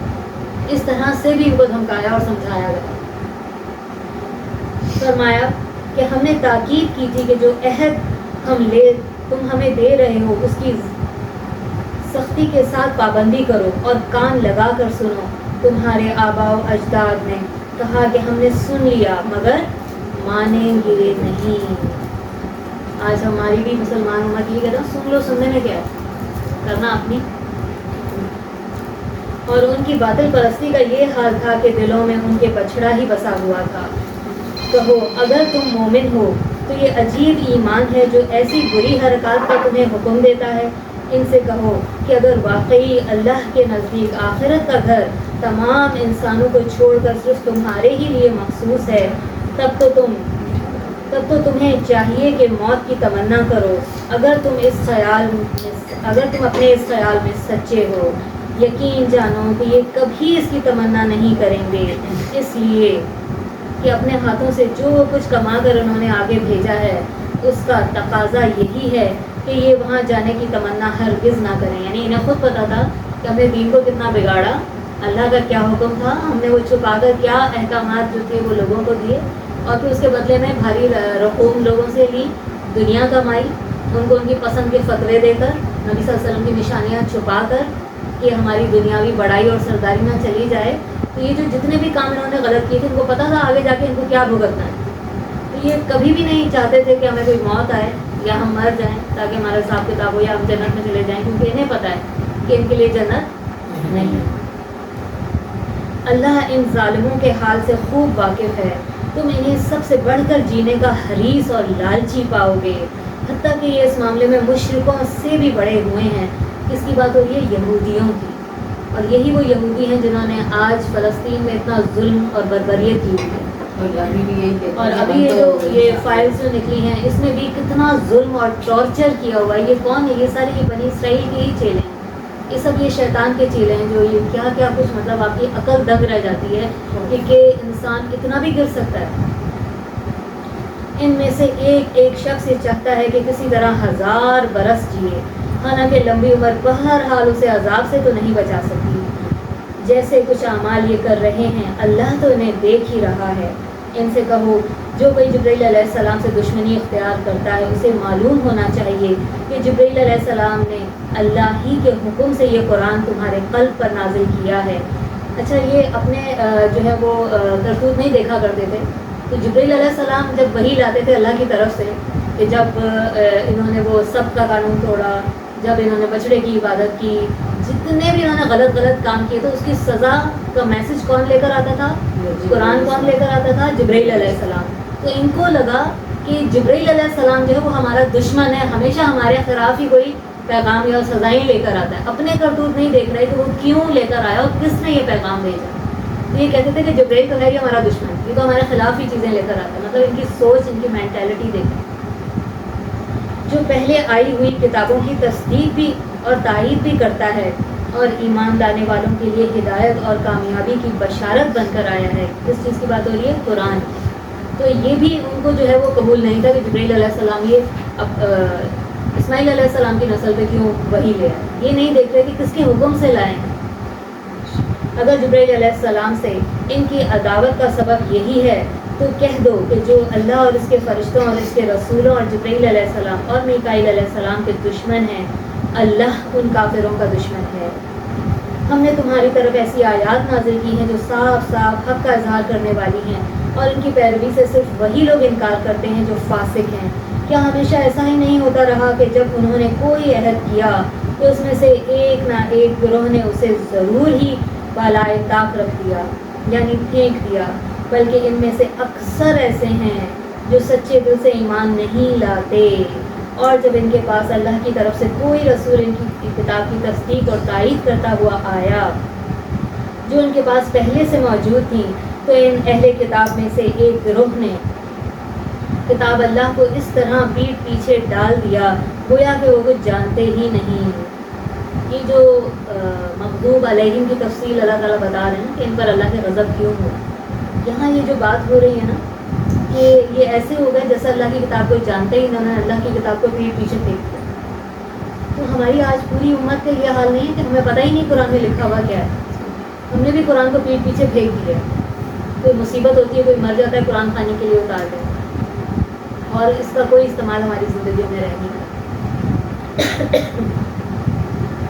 اور لگے ان چیزوں کی پیروی کرنے جو شیاطین سلیمان علیہ السلام کی سلطنت کا نام لے کر پیش کیا کرتے تھے۔ یعنی یہ جادو کہاں سے آتا تھا؟ شیاطین کی طرف سے، لیکن یہ شیاطین بدنام کس کو کرتے تھے؟ سلیمان علیہ السلام سے۔ حالانکہ سلیمان علیہ السلام نے کبھی کفر نہیں کیا، اوپر جادو کی بات ہو رہی تھی، اور جادو کے لیے نیچے لفظ کون سا استعمال ہوا؟ کفر۔ یعنی جادو اور کفر ایک ہی چیز ہے۔ آپ کسی کے اوپر بھی جادو کر ہی نہیں سکتے جب تک کہ آپ کفر نہ کریں، کیونکہ جس کے ذریعے شیاطین کے ذریعے آپ جادو کر رہے ہوتے ہیں وہ آپ سے پہلے کفر کراتا ہے، آپ سے شرک کراتا ہے، آپ سے اللہ کے کلام کی جو ہے وہ بے ادبی کرواتا ہے، بہت گندے گندے کام کراتا ہے جو ہم جیسے انسان شاید سوچ بھی نہ سکے، تبھی وہ جادو ہوتا ہے۔ کفر کے مرتکب تو وہ شیاطین تھے جو لوگوں کو جادوگری کی تعلیم دیتے تھے۔ وہ پیچھے پڑے اس چیز کے جو بابل میں 2 فرشتوں ہاروت اور ماروت پر نازل کی گئی تھی۔ اچھا، یہ جو 2 فرشتے تھے یہ اللہ تعالیٰ نے آزمائش کے لیے بھیجے تھے، ان کو ایک جادو کا علم دے کے بھیجا گیا تھا، اور یہ لوگوں کو پہلے بتاتے تھے دونوں فرشتے کہ ہم سے یہ علم مت سیکھو، ہم آزمائش بنا کر بھیجے گئے ہیں۔ آج بھی ہمارے معاشرے میں بہت سارے ایسے علوم موجود ہیں جو نہیں سیکھنے چاہیے، جو کہ اللہ کی طرف سے منع ہے، لیکن پھر بھی لوگ جاتے ہیں اور سیکھتے ہیں۔ اور جتنے بھی لوگ یہ آج بھی جو جادو اور ٹونا یہ ساری چیزوں میں پڑھتے ہیں وہ پھر مسلمان نہیں رہتے، وہ اسلام کے دائرے سے باہر نکل جاتے ہیں۔ فرمایا وہ پیچھے پڑے اس چیز کے جو بابل میں 2 فرشتے ہاروت اور ماروت پر نازل کی گئی تھی، حالانکہ وہ فرشتے جب بھی کسی کو اس کی تعلیم دیتے تھے تو پہلے صاف طور پر متنبع کر دیا کرتے تھے کہ دیکھو ہم محض ایک آزمائش ہیں، تو تم کفر میں مت مبتلا ہو۔ یعنی وہ جو جادو ہے وہ کیا ہے؟ ایکچولی کفر ہے۔ پھر بھی یہ لوگ ان سے وہ چیزیں سیکھتے تھے جس سے شوہر اور بیوی میں جدائی ڈال دیں، یعنی شوہر اور بیوی کے درمیان جدائی ڈالنا یہ معاشرے میں اتنی تباہی لاتا ہے کہ وہ خاص اسی لیے اس جادو کو استعمال کرتے تھے۔ ظاہر تھا کہ اذان اذن الہی کے بغیر وہ اس ذریعے سے کسی کو بھی نقصان نہیں پہنچا سکتے تھے، اور یہ بہت اہم لائن ہے۔ یہ ہم آج کل کے دور میں تھوڑا سا ہمارا نقصان ہو گیا، طبیعت خراب ہو گئی، کچھ ہو گیا تو ہم فوراً کہتے ہیں کسی نے کچھ کروا دیا۔ بھائی کوئی کچھ نہیں کراتا، اور اگر کوئی کچھ کراتا بھی ہے تو یہ جو اللہ نے قرآن میں لکھا ہے نا وَمَا هُمْ بِضَارِّينَ بِهِ مِنْ أَحَدٍ إِلَّا بِإِذْنِ اللَّهِ، اللہ کے اذن کے بغیر ان کا کوئی جادو کارگر نہیں ہو سکتا، وہ کہیں نہ کہیں آگے ختم ہو ہی جاتا ہے، اثر کرتا ہی نہیں ہے، اور اگر اثر کیا بھی تو کس کے؟ اللہ کے اذن سے اثر کرتا ہے، اور وہ ایک آزمائش ہوتی ہے ہمارے لیے، بھی امتحان ہوتا ہے، جیسے بیمار ہو جاتے ہیں تو وہ بھی امتحان ہے نا، تو یہ بھی امتحان ہی ہے، اور اس کا توڑ موجود ہے، اور وہ توڑ کیا ہے کہ سورہ ناس پڑھیں، سورہ فلق پڑھیں، آیت الکرسی ہے۔ جادو کے توڑ کی آپ صلی اللہ علیہ وسلم نے کچھ مزید دعائیں سکھائی ہیں تو وہ پڑھنی چاہیے۔ اس آیت کو بھی جو ہے وہ جادو کو ختم کرنے کے لیے پڑھا جاتا ہے، 7 بار یہ پڑھیں، آیت الکرسی ہے، سورہ فاتحہ ہے، سورہ ناس ہے، سورہ فلق ہے، تو 7 بار پڑھ کر پانی پر دم کر کے وہ آپ گھر میں بھی چھڑک دیں اور پینے کے لیے بھی استعمال کریں تو ان شاء اللہ تعالیٰ یہ سارے اثرات ختم ہو جائیں گے۔ ہر چیز کا توڑ موجود ہے، لیکن یہ توڑ ہرگز نہیں ہے کہ ایک جادوگر کا توڑ ختم کرنے کے لیے آپ دوسرے جادوگر کے پاس پہنچیں، یہ بالکل بھی صحیح طریقہ نہیں ہے۔ وہ اپنے 2-4 اور جنات آپ کے اوپر مسلط کر دیں، مگر اس کے باوجود وہ ایسی چیزیں سیکھتے تھے جو خود ان کے لیے نفع بخش نہیں، یعنی خود ان کے لیے بھی وہ چیزیں نقصان دہ، اپنا نقصان کی قیمت پہ وہ دوسرے کا نقصان کر رہے ہیں۔ پھر فرمایا اور انہیں خوب معلوم تھا کہ جو اس چیز کا خریدار بنا اس کے لیے آخرت میں کوئی حصہ نہیں۔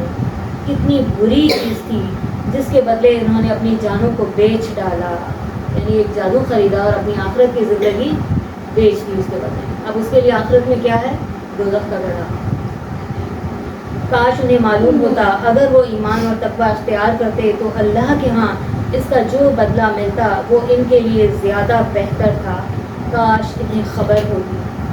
اے لوگوں جو ایمان لائے ہو، راعنا نہ کہا کرو بلکہ انظر نہ کہا کرو اور توجہ سے بات کو سنا کرو، یہ کافر تو دردناک عذاب کے مستحق ہیں۔ یہ لوگ جنہوں نے دعوت حق کو قبول کرنے سے انکار کر دیا ہے، خواہ اہل کتاب میں سے ہوں یا مشرک ہوں، ہرگز یہ پسند نہیں کرتے کہ تمہارے رب کی طرف سے تم پر کوئی بھلائی نازل ہو، مگر اللہ جس کو چاہتا ہے اپنی رحمت کے لیے چن لیتا ہے اور وہ بڑا فضل والا ہے۔ یہ جو اوپر لفظ گزرا ہے نا روائنا کا مطلب ہوتا ہے کہ جیسے ہماری رعایت کیجیے۔ آپ صلی اللہ علیہ وسلم مجلس میں بیٹھے ہوتے تھے، کوئی بات بتاتے تھے تو کسی صحابہ کرام کو اگر نہیں سمجھ میں آتی تھی تو وہ پوچھتے تھے کہ روائنا ذرا ہماری رعایت کر دیں، یعنی بات کو ریپیٹ کر دیں۔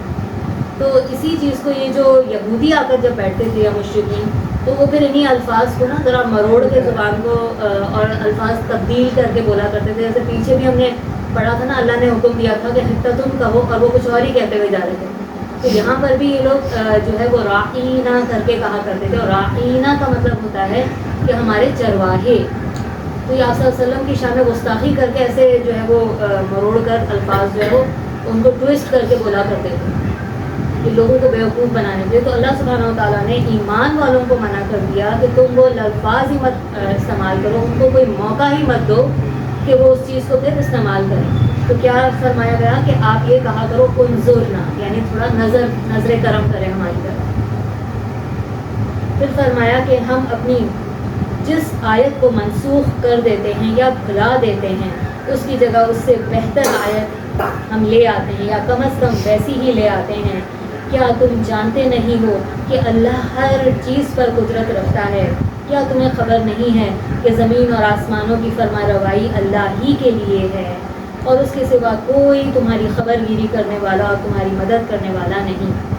اب یہ اسلام کے شروع میں ہوتا تھا کہ کچھ احکامات اللہ تعالیٰ ایسے دیتے تھے کہ بعد میں پھر اس کو تبدیل کر دیتے۔ مثلا ہم جو روزے کی آیات بھی پڑھتے ہیں تو اس میں شروع میں ایمان والوں کو یہ بولا گیا تھا کہ طاقت کے باوجود اگر تم فدیہ دینا چاہو تو دے دو، کیونکہ وہ شروع کا دور تھا، صحابہ کرام کو روزے رکھنے کی عادت نہیں تھی، تو شروع میں یہ ان کو دیا گیا تھا کہ طاقت کے باوجود نہیں رکھنا چاہتے تو فدیہ دے دیا، ہاں آسانی کے لیے کہ کچھ روزے رکھے کچھ کے فدیے دے دیے تاکہ عادت بچ جائے۔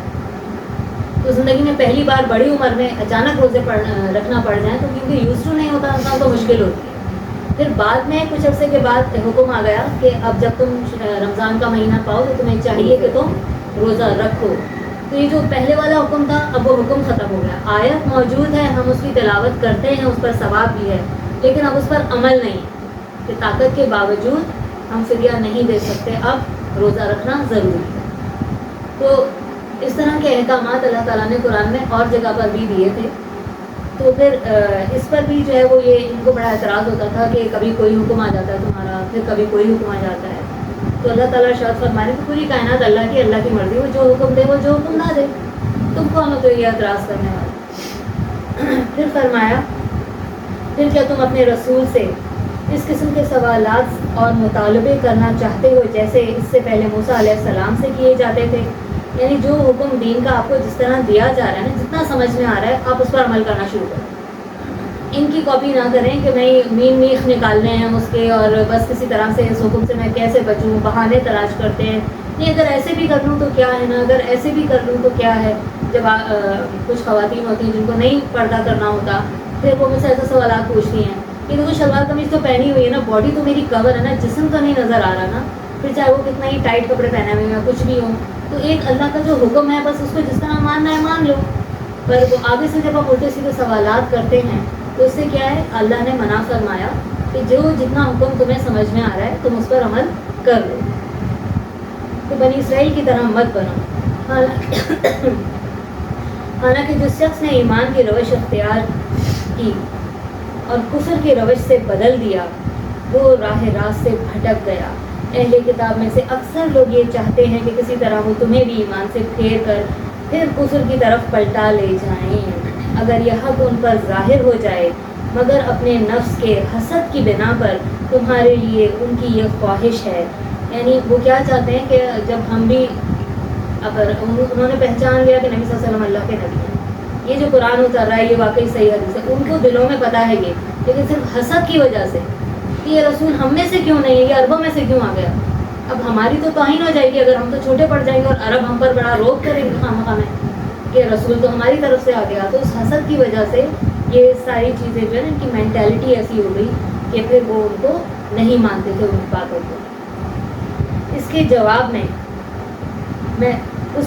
میں تم غور عفو و درگزر سے کام لو یہاں تک کہ اللہ خود ہی اپنا فیصلہ سنا دے. تو اللہ نے ایسے لوگوں کے مقابلے میں کیا ہمیں رویہ تعلیم کرنا ہے. دنیا میں ہمیں بھی ایسے لوگ ملتے ہیں نا کہ خامخواہ کے جو وہ یہ اس طرح سے کرتے ہیں، جو یہ لوگ میخ نکالتے ہیں احکامات میں سے، تو ان کے ساتھ کس طرح ڈیلنگ کرنی چاہیے؟ عفو درگزر سے. مطمئن رہو کہ اللہ ہر چیز پر قدرت رکھتا ہے. نماز قائم کرو اور زکوٰۃ دو. تم اپنی آخرت کے لیے جو بھلائی کما کر آگے بھیجو گے اللہ کے یہاں اسے موجود پاؤ گے. جو کچھ تم کرتے ہو وہ سب اللہ کی نظر میں ہے. ان کا کہنا ہے کہ کوئی شخص جنت میں نہ جائے گا جب تک کہ وہ یہودی نہ ہو جائے، اور عیسائی کے خیال کے مطابق وہ عیسائی نہ ہو جائے. یعنی ہر فرقہ، یہودی کہتا ہے جب تک تم یہودی نہیں ہوگے جنت میں نہیں جاؤ گے، عیسائی کہتا ہے عیسائی نہیں ہوگے تو جنت میں نہیں جاؤ گے. تو ہمارے یہاں بھی سارے فرقے یہی کہتے ہیں کہ چاروں اماموں کے فالوورز ہیں، حالانکہ وہ چاروں امام اسلام ہی کو فالو کر رہے ہیں. یہ ان کی تمنائیں ہیں. ان سے کہو اپنی دلیل پیش کرو اگر تم دعوے میں سچے ہو. تو اگر آپ کو بھی نہیں پتہ چل رہا کہ کون صحیح ہے کون غلط ہے تو آپ ان کی دلیل دیکھیں کون سا فرقہ صحیح دلیل پر ہے. وہ دلیل میں قرآن اور حدیث کا ثبوت پیش کرتے ہیں یا پھر کچھ اور کسی اور کو پیش کرتے ہیں. فرمایا دراصل یہ نہ تمہاری کچھ خصوصیت ہے اور نہ ہی کسی اور کی. حق یہ ہے کہ جو بھی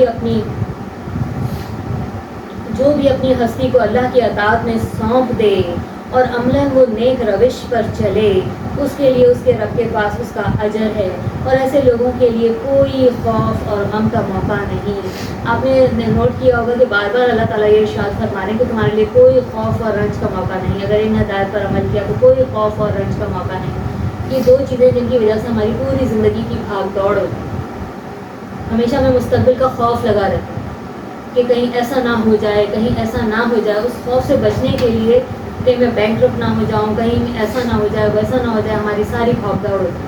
یہ کرنا ہے وہ کرنا ہے یوں کرنا ہے. دوسری چیز کیا ہوتی ہے، ہمیں غم کس چیز کا ہوتا ہے؟ جو ماضی میں ہم سے جو چیزیں چلی گئیں، جو ہمارا نقصان ہو گیا. مستقبل کا خوف ہوتا ہے لیکن غم کس چیز کا ہوتا ہے؟ ماضی کا. تو اللہ تعالیٰ کیا ارشاد فرما رہے ہیں؟ جو مومن ہیں ان کو میں ان دونوں چیزوں سے آزاد کر دوں، نہ ان کے لیے خوف نہ ہی ان کے لیے غم. کیونکہ اگر کوئی نقصان بھی ہوا تو مومن کیا سوچتا ہے؟ اس کے بدلے میں اللہ مجھے اجر دے گا، میرے درجات بلند کرے گا، میرے گناہ معاف کرے گا، وہ اس میں خوش. اور مستقبل تو ویسے اللہ پر توکل ہوتی ہے اس کی کہ میرا رب میرے ساتھ کبھی برا نہیں کرے گا. تو وہ دونوں چیزوں سے آزاد ہوتا ہے. یہودی کہتے ہیں کہ عیسائیوں کے پاس کچھ نہیں، اور عیسائی کہتے ہیں کہ یہودیوں کے پاس کچھ نہیں، حالانکہ دونوں ہی کتاب پڑھتے ہیں. اور اس قسم کے دعوے ان لوگوں کے بھی ہیں جن کے پاس کتاب کا علم نہیں. یہ اختلافات جن میں یہ لوگ مبتلا ہیں ان کا فیصلہ اللہ قیامت کے روز کر دے گا. اور جس شخص سے بڑھ کر اور اس شخص سے بڑھ کر ظالم کون ہوگا جو اللہ کی عبادت گاہوں میں اس کے نام کی یاد کرنے سے لوگوں کو روکے اور اس کی ویرانی کا سبب بنے. ایسے لوگ اس قابل ہیں کہ ان عبادت گاہوں میں قدم نہ رکھیں اور اگر وہاں جائیں بھی تو ڈرتے ہوئے جائیں، ان کے لیے تو دنیا میں رسوائی ہے اور آخرت میں عذاب عظیم ہے۔ مشرق اور مغرب سب اللہ ہی کے ہیں، جس طرف بھی تم رخ کرو گے اسی کا اللہ ہی کو پاؤ گے۔ اللہ بڑی وسعت والا اور سب کچھ جاننے والا ہے۔ اب یہاں یہ جو بتایا جا رہا ہے نا، مشرق اور مغرب سب ساری سمتیں اللہ کی ہیں، یہ مینٹلی طور پہ ایمان والوں کو ایک بڑی چیز کے لیے پریپیئر کیا جا رہا ہے کہ یہ مت سمجھو کہ ایک ہی ڈائریکشن میں اللہ ہے، اور وہ ڈائریکشن کیا تھی، اگلی ساری آیات جو ہیں پھر وہ اسی چیز کے متعلق ہیں۔ سب سے پہلے زمین کے اوپر جو مسجد بنی وہ خانہ کعبہ تھی۔ تمام جو انبیاء آئے وہ خانہ کعبہ کی طرف ہی منہ کر کے نماز پڑھا کرتے تھے۔ اس کے بعد پھر جب ہیکل سلیمانی بنا تو پھر سلیمان علیہ السلام اور ان کے بعد کے جو انبیاء تھے وہ اسی ہیکل میں عبادت کرتے تھے، اور کرتے کرتے پھر کیا ہوا، جہاں جاتے تھے تو پھر اسی کی طرف منہ کر کے نماز پڑھنے لگے۔ تو حالانکہ پہلا قبلہ کون سا تھا، ابراہیم علیہ السلام کا اصل قبلہ کون سا تھا، خانہ کا۔ تو یہ انڈرسٹوڈ تھا، یہ یہودیوں کو بھی پتا تھا کہ جو فائنل قبلہ ہوگا آخری نبی کو اسی کی طرف واپس پلٹایا جائے گا، یہ ان کی کتابوں میں لکھا تھا۔ تو نبی صلی اللہ علیہ وسلم کا انتظار تھا کہ جب آپ مکہ میں تھے تب تو آپ خانہ کعبہ کی اس سمت میں کھڑے ہوتے تھے کہ جہاں پہ آپ کے سامنے خانہ کعبہ بھی آتا تھا اور بیت المقدس بھی آتا تھا، تو دونوں قبلوں کو آپ ایٹ اے ٹائم اس کی طرف منہ کر کے نماز پڑھ لیتے تھے، تو دونوں قبلے آ جاتے تھے اس ڈائریکشن میں۔ اب جب آپ ہجرت کر کے مدینہ چلے گئے تو وہاں سے تو وہ بات نہیں تھی کہ آپ خانہ کعبہ کی طرف بھی ہوں اور بیت المقدس کی طرف، تو اس وقت پھر آپ صلی اللہ علیہ وسلم کو بیت المقدس کی طرف منہ کر کے نماز پڑھنی ہوتی تھی، جبکہ آپ کو اس بات کا انتظار تھا کہ اللہ کب حکم دے گا تو ابراہیم علیہ السلام کے بنائے ہوئے گھر کی طرف، جو اللہ کی سب سے زمین پر پہلی بنائی ہوئی مسجد ہے، اس کی طرف کب مجھے حکم ملتا ہے کہ میں اپنی ڈائریکشن چینج کروں۔ تب اس کے لیے مسلمانوں کو آہستہ آہستہ مینٹلی پریپیئر کیا جا رہا ہے۔ ان کا قول ہے کہ اللہ نے کسی کو بیٹا بنا لیا ہے، اللہ پاک ہے ان باتوں سے۔ اصل حقیقت یہ ہے کہ زمین اور آسمان کی تمام موجودات اس کی ملک ہیں، سب کے سب اسی کے مطیع فرمان ہیں، اور آسمانوں اور زمین کا موجد ہے وہ، اور جس بات کا وہ فیصلہ کرتا ہے اس کے لیے بس یہی حکم دیتا ہے کہ ہو جا، اور وہ ہو جاتی ہے۔ اب انہوں نے اللہ کا بیٹا کس کو بنا لیا تھا، عیسائیوں نے عیسیٰ علیہ السلام کو اللہ کا بیٹا نعوذ باللہ بنا لیا، اور جو یہودی تھے انہوں نے عزیر علیہ السلام کو اللہ کا بیٹا بنا لیا تھا، نعوذ باللہ۔ نادان کہتے ہیں کہ اللہ خود ہم سے بات کیوں نہیں کرتا، یا کوئی نشانی ہمارے پاس کیوں نہیں آتی۔ ایسی ہی باتیں ان سے پہلے کے لوگ بھی کیا کرتے تھے۔ اب سب اگلے پچھلے گمراہوں کی ذہنیتیں ایک ہی جیسی ہیں، یعنی جو ایک قسم کی مینٹلٹی کے لوگ ہوتے ہیں نا وہ ایک ہی طرح سے سوچتے ہیں۔ تو اللہ تعالیٰ کہہ رہے ہیں کہ پہلے بھی بنی اسرائیل کی یہی مینٹلٹی تھی، اب بھی اس قسم کے لوگ جو ہیں منافقین ہوئے ان کی بھی وہی مینٹلٹی ہے۔ یقین لانے والوں کے لیے تو ہم نشانیاں صاف صاف بیان کر چکے ہیں، اس سے بڑھ کر نشانی اور کیا ہوگی کہ ہم نے تم کو علم حق کے ساتھ خوشخبری دینے والا اور ڈرانے والا بنا کر بھیجا ہے۔ اب جو لوگ جہنم سے رشتہ جوڑ چکے ہیں ان کی طرف سے تم ذمہ داری کا جواب نہیں دو گے، یعنی جنہوں نے حق کو ماننے سے انکار کر دیا اور اس کو جھٹلا دیا، تو آپ صلی اللہ علیہ وسلم کو تسلی دی جا رہی ہے کہ اب آپ کا ذمہ صرف پہنچانا تھا، آپ ان لوگوں کے لیے مت پڑھیں، مت روئیں، مت اپنے آپ کو تکلیف میں ڈالیں جو نہیں ایمان لا رہے، آپ ان کے ذمہ دار نہیں ہیں۔ پھر فرمایا یہودی اور عیسائی تم سے ہرگز راضی نہیں ہوں گے جب تک کہ تم ان کے طریقے پر نہ چلنے لگو۔ صاف کہہ دو کہ راستہ بس وہی ہے جو اللہ نے بنایا ہے، ورنہ اس علم کے بعد جو تمہارے پاس آ چکا ہے تم نے ان کی خواہشات کی پیروی کی تو اللہ کی پکڑ سے تمہیں بھی بچانے والا اور کوئی دوست اور مددگار تمہارے لیے نہیں ہوگا۔ یہ کس کو کہا جا رہا ہے؟ نبی صلی اللہ علیہ وسلم کو کہا جا رہا ہے کہ اگر آپ نے بھی ان کی کوئی باتیں مان لی تو اللہ سے بچانے والا آپ کے لیے بھی کوئی نہیں ہوگا۔ تو اور یہ بھی بتایا جا رہا ہے کہ یہ لوگ کبھی آپ سے راضی نہیں ہوں گے، اس لیے ان کو ان کے حال پہ چھوڑ دیں۔ آج لیکن ہمارا کیا المیہ ہو گیا، مسلمان جو ہیں ہم ان سے اتنا انسپائر ہو گئے ہیں، ان سے اتنا دب کے رہ رہے ہیں، یہودیوں سے عیسائیوں سے، کہ بھئی وہ جو کر رہے ہیں بڑا اچھا کر رہے ہیں، مسلمانوں کو دیکھو کیا کر رہے ہیں۔ حالانکہ سب سے زیادہ اگر کوئی دنیا میں مذہب جس پر فالوورز عمل کرنے والے ہیں وہ اسلام ہی ہیں، باقی کسی مذہب والے اپنے مذہب پہ اتنا عمل نہیں کرتے۔ فرمایا جن لوگوں کو ہم نے کتاب دی ہے وہ اسے اسی طرح پڑھتے ہیں جیسا کہ پڑھنے کا حق ہے، اور اس قرآن پر سچے دل سے ایمان لاتے ہیں. تو یہ قرآن کے بھی آپ صلی اللہ علیہ وسلم نے 5 حقوق بتائے نا. ایک ایمان لانا، اور دوسرا اس کو پڑھنا، تیسرا اس کو سمجھنا، اس پر عمل کرنا، اور پھر اس کو باقی سب تک پہنچانا. تو یہ 5 حق ہیں قرآن کے جو ہمارے اوپر ہیں. فرمایا اور جو کوئی اس کے ساتھ کفر کا رویہ اختیار کریں وہی اصل میں نقصان اٹھانے والے ہیں. اے بنی اسرائیل، یاد کرو میری وہ نعمت جس سے میں نے تمہیں نوازا تھا، اور یہ کہ میں نے تمہیں دنیا کی تمام قوموں پر فضیلت دی تھی. اور ڈرو اس دن سے جب کوئی کسی کے ذمے نہیں کوئی کسی کے کام نہیں آئے گا، نہ کسی سے فدیہ ہی قبول کیا جائے گا، نہ کوئی سفارش ہی آدمی کو فائدہ دے گی، اور نہ ہی مجرموں کو کہیں سے کوئی مدد پہنچے گی. قرآن کیا کہہ رہا ہے؟ مجرموں کو کہیں سے کوئی مدد نہیں پہنچے گی. ہم ہر اذان میں کیا کہہ رہے ہوتے ہیں؟ مجرموں کے سفارشی کو پکار رہے ہوتے ہیں ہر اذان سے. یا شافی المجرمین، یہاں تو اللہ سوری کہتے ہیں. اللہ ہم سب کو ہدایت دے. تو ان کو جس چیز سے جو نعمت اللہ نے ان کو عطا کی تھی اس کو دوبارہ ان کو یاد دلایا جا رہا ہے. ابھی جو میں نے ذکر کیا کہ سلیمان علیہ السلام کو کتنی دولت سے نوازا، یوسف علیہ السلام کو کتنی بادشاہت سے نوازا. تو دنیا بھی ان کو اللہ تعالیٰ نے خوب دی، اور دین بھی ان کو اللہ تعالیٰ نے خوب دیا. یاد کرو جب ابراہیم علیہ السلام کو اس کے رب نے چند باتوں میں آزمایا اور ان سب میں وہ پورا اترا، تو اس نے کہا کہ میں تجھے سب لوگوں کا امام بنانے والا ہوں، یعنی ابراہیم علیہ السلام کو.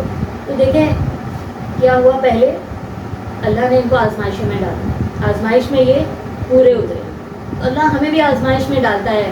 اگر ہم اللہ کی رضا کی خاطر اس آزمائش میں پورے اتر جائیں، تو جیسے اللہ نے ان کو انعام دیا نا، آزمائش میں آزمانے کے بعد اسی درجے کا امام بنا.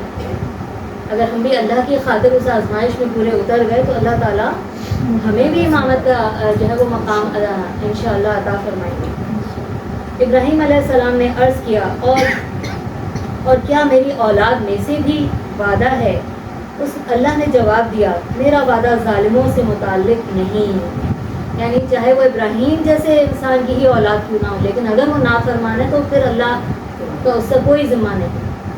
تو ہر کوئی اپنے عمل کا ذمہ خود ہے. اور یہ کہ ہم نے اس گھر یعنی کعبہ کو لوگوں کے لیے مرکز اور امن کی جگہ قرار دیا. اب پہلے کیا کہا تھا؟ مشرق اور مغرب سب اللہ ہی کے ہیں. اب بتایا جا رہا ہے ابراہیم علیہ السلام کا ذکر کر کے کہ یہ سب سے پہلا گھر جو زمین پہ بنایا گیا تھا وہ کون سا تھا؟ خانہ کعبہ. اس کی حرمت اور اس کا تقدس اور اس کی عظمت کو بیان کیا جا رہا ہے، کیونکہ آگے جا کے کیا کرنا ہے؟ قبلہ تبدیل کرنا ہے. تو اللہ تعالیٰ اس طرح مینٹلی پریپیئر کر رہے صحابہ کرام کو، اور لوگوں کو حکم دیا تھا کہ ابراہیم علیہ السلام جہاں عبادت کے لیے کھڑا ہوتا ہے اس مقام کو مستقل جائے نماز بنا لو.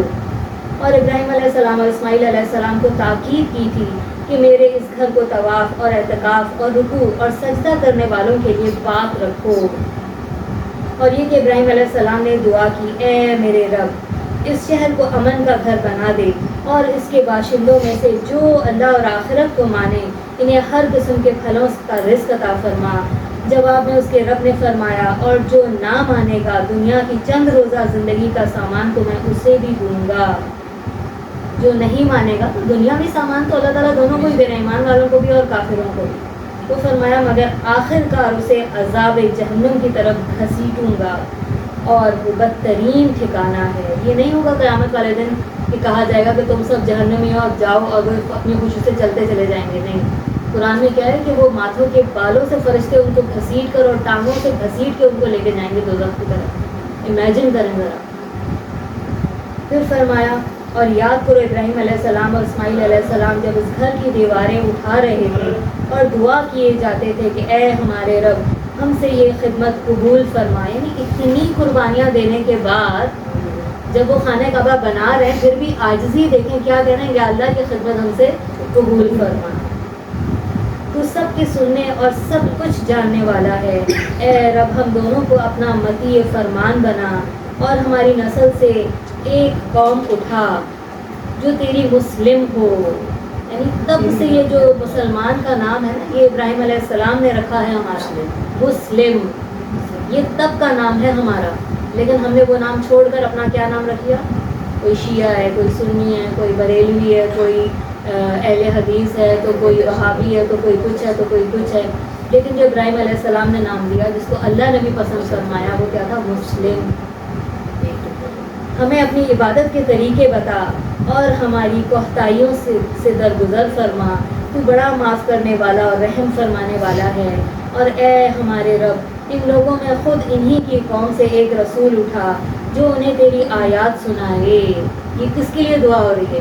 نبی صلی اللہ علیہ وسلم کے لیے دعا ہو رہی ہے، جو ابراہیم علیہ السلام نے کی.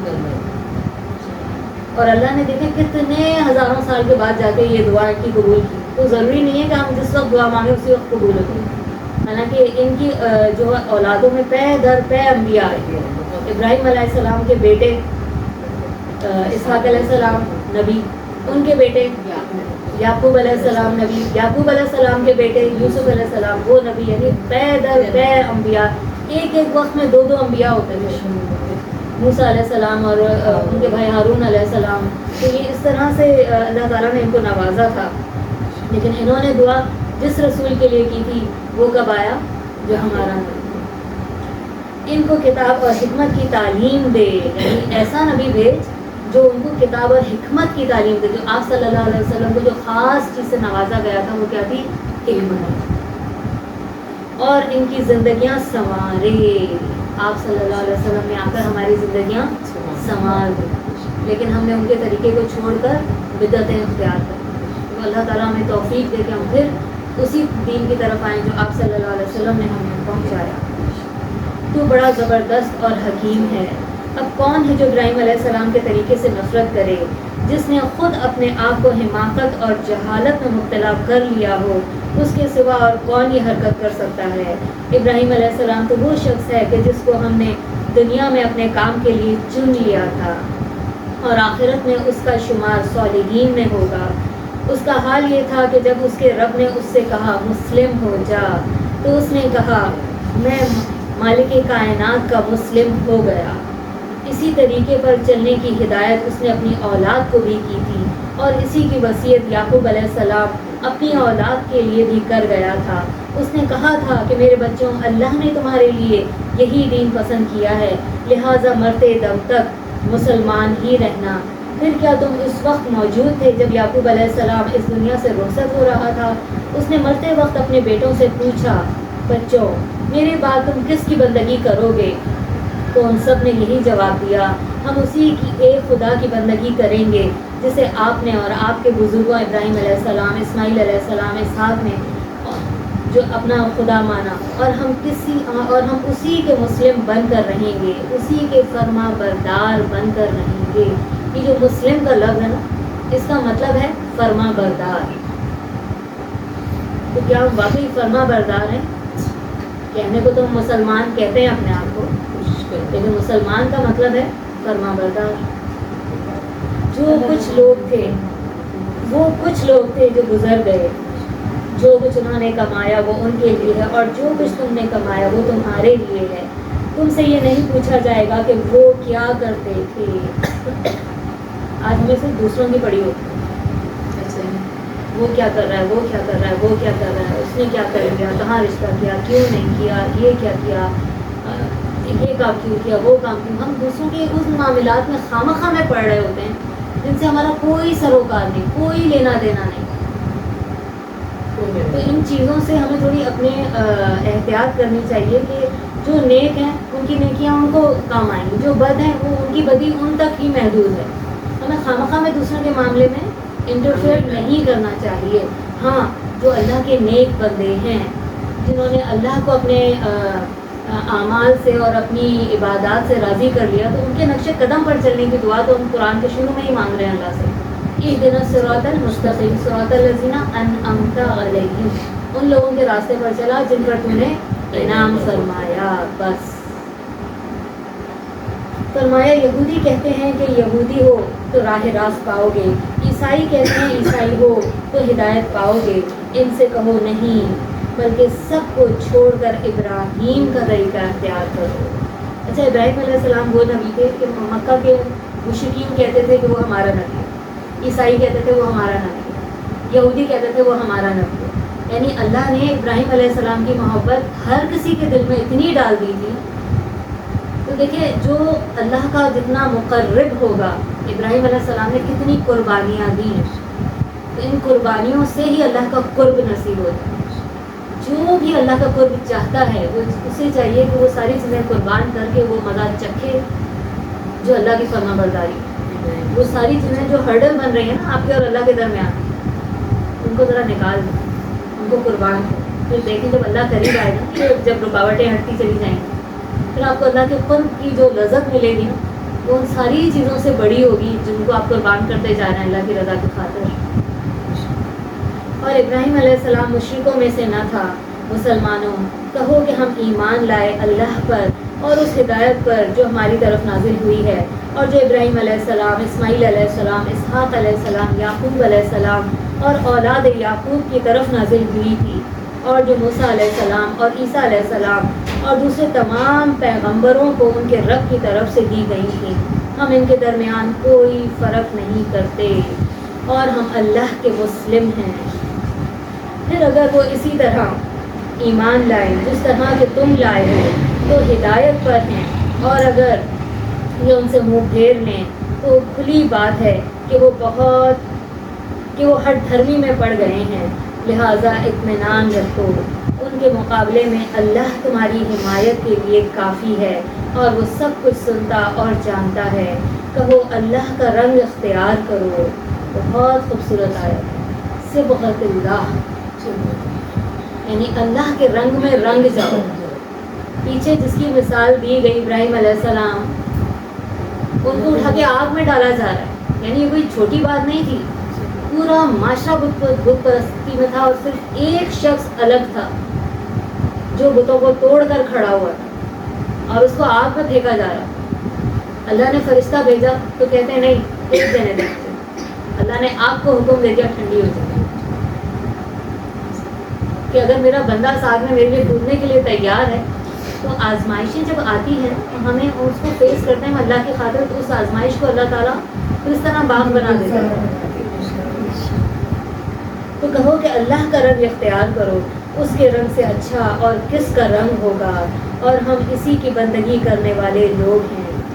اے نبی صلی اللہ علیہ وسلم ان سے کہیے کیا تم اللہ کے بارے میں ہم سے جھگڑتے ہو، حالانکہ وہی ہمارا بھی رب ہے اور تمہارا بھی.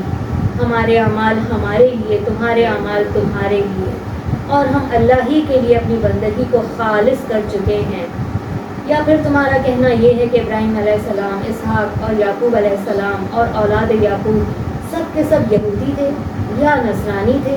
کہو تم زیادہ جانتے ہو یا اللہ جس نے ان نبیوں کو اس وقت بھیجا. وہ اللہ یہ ہدایت نازل کر رہا ہے، قرآن نازل کر رہا ہے اور کہہ رہا ہے کہ وہ میرے بندے تھے. فرمایا اس شخص سے بڑا ظالم اور کون ہوگا جس کے ذمہ اللہ کی طرف سے ایک گواہی ہو اور وہ اسے چھپائے. تمہاری حرکات سے اللہ غافل تو نہیں ہے. ان کے ذمہ کیا گواہی تھی جو یہ چھپا رہے تھے؟ نبی صلی اللہ علیہ وسلم کا برحق نبی ہونا، اور وہ یہ گواہی چھپا رہے تھے جبکہ ان کو پتہ تھا. وہ کچھ لوگ تھے جو گزر چکے، ان کی کمائی ان کے لیے تھی اور تمہاری کمائی تمہارے لیے ہے. تم سے ان کے اعمال کے متعلق سوال نہیں ہوگا. تو الحمدللہ اللہ کے فضل و کرم سے آج ہمارا پہلا سپارہ مکمل ہوا. اللہ تعالیٰ اسی طرح سے ہمیں اس سے بہتر کرنے کی توفیق عطا فرمائے. سبحان ربک رب العزت عما یصفون وسلام علی المرسلین والحمد للہ رب العالمین.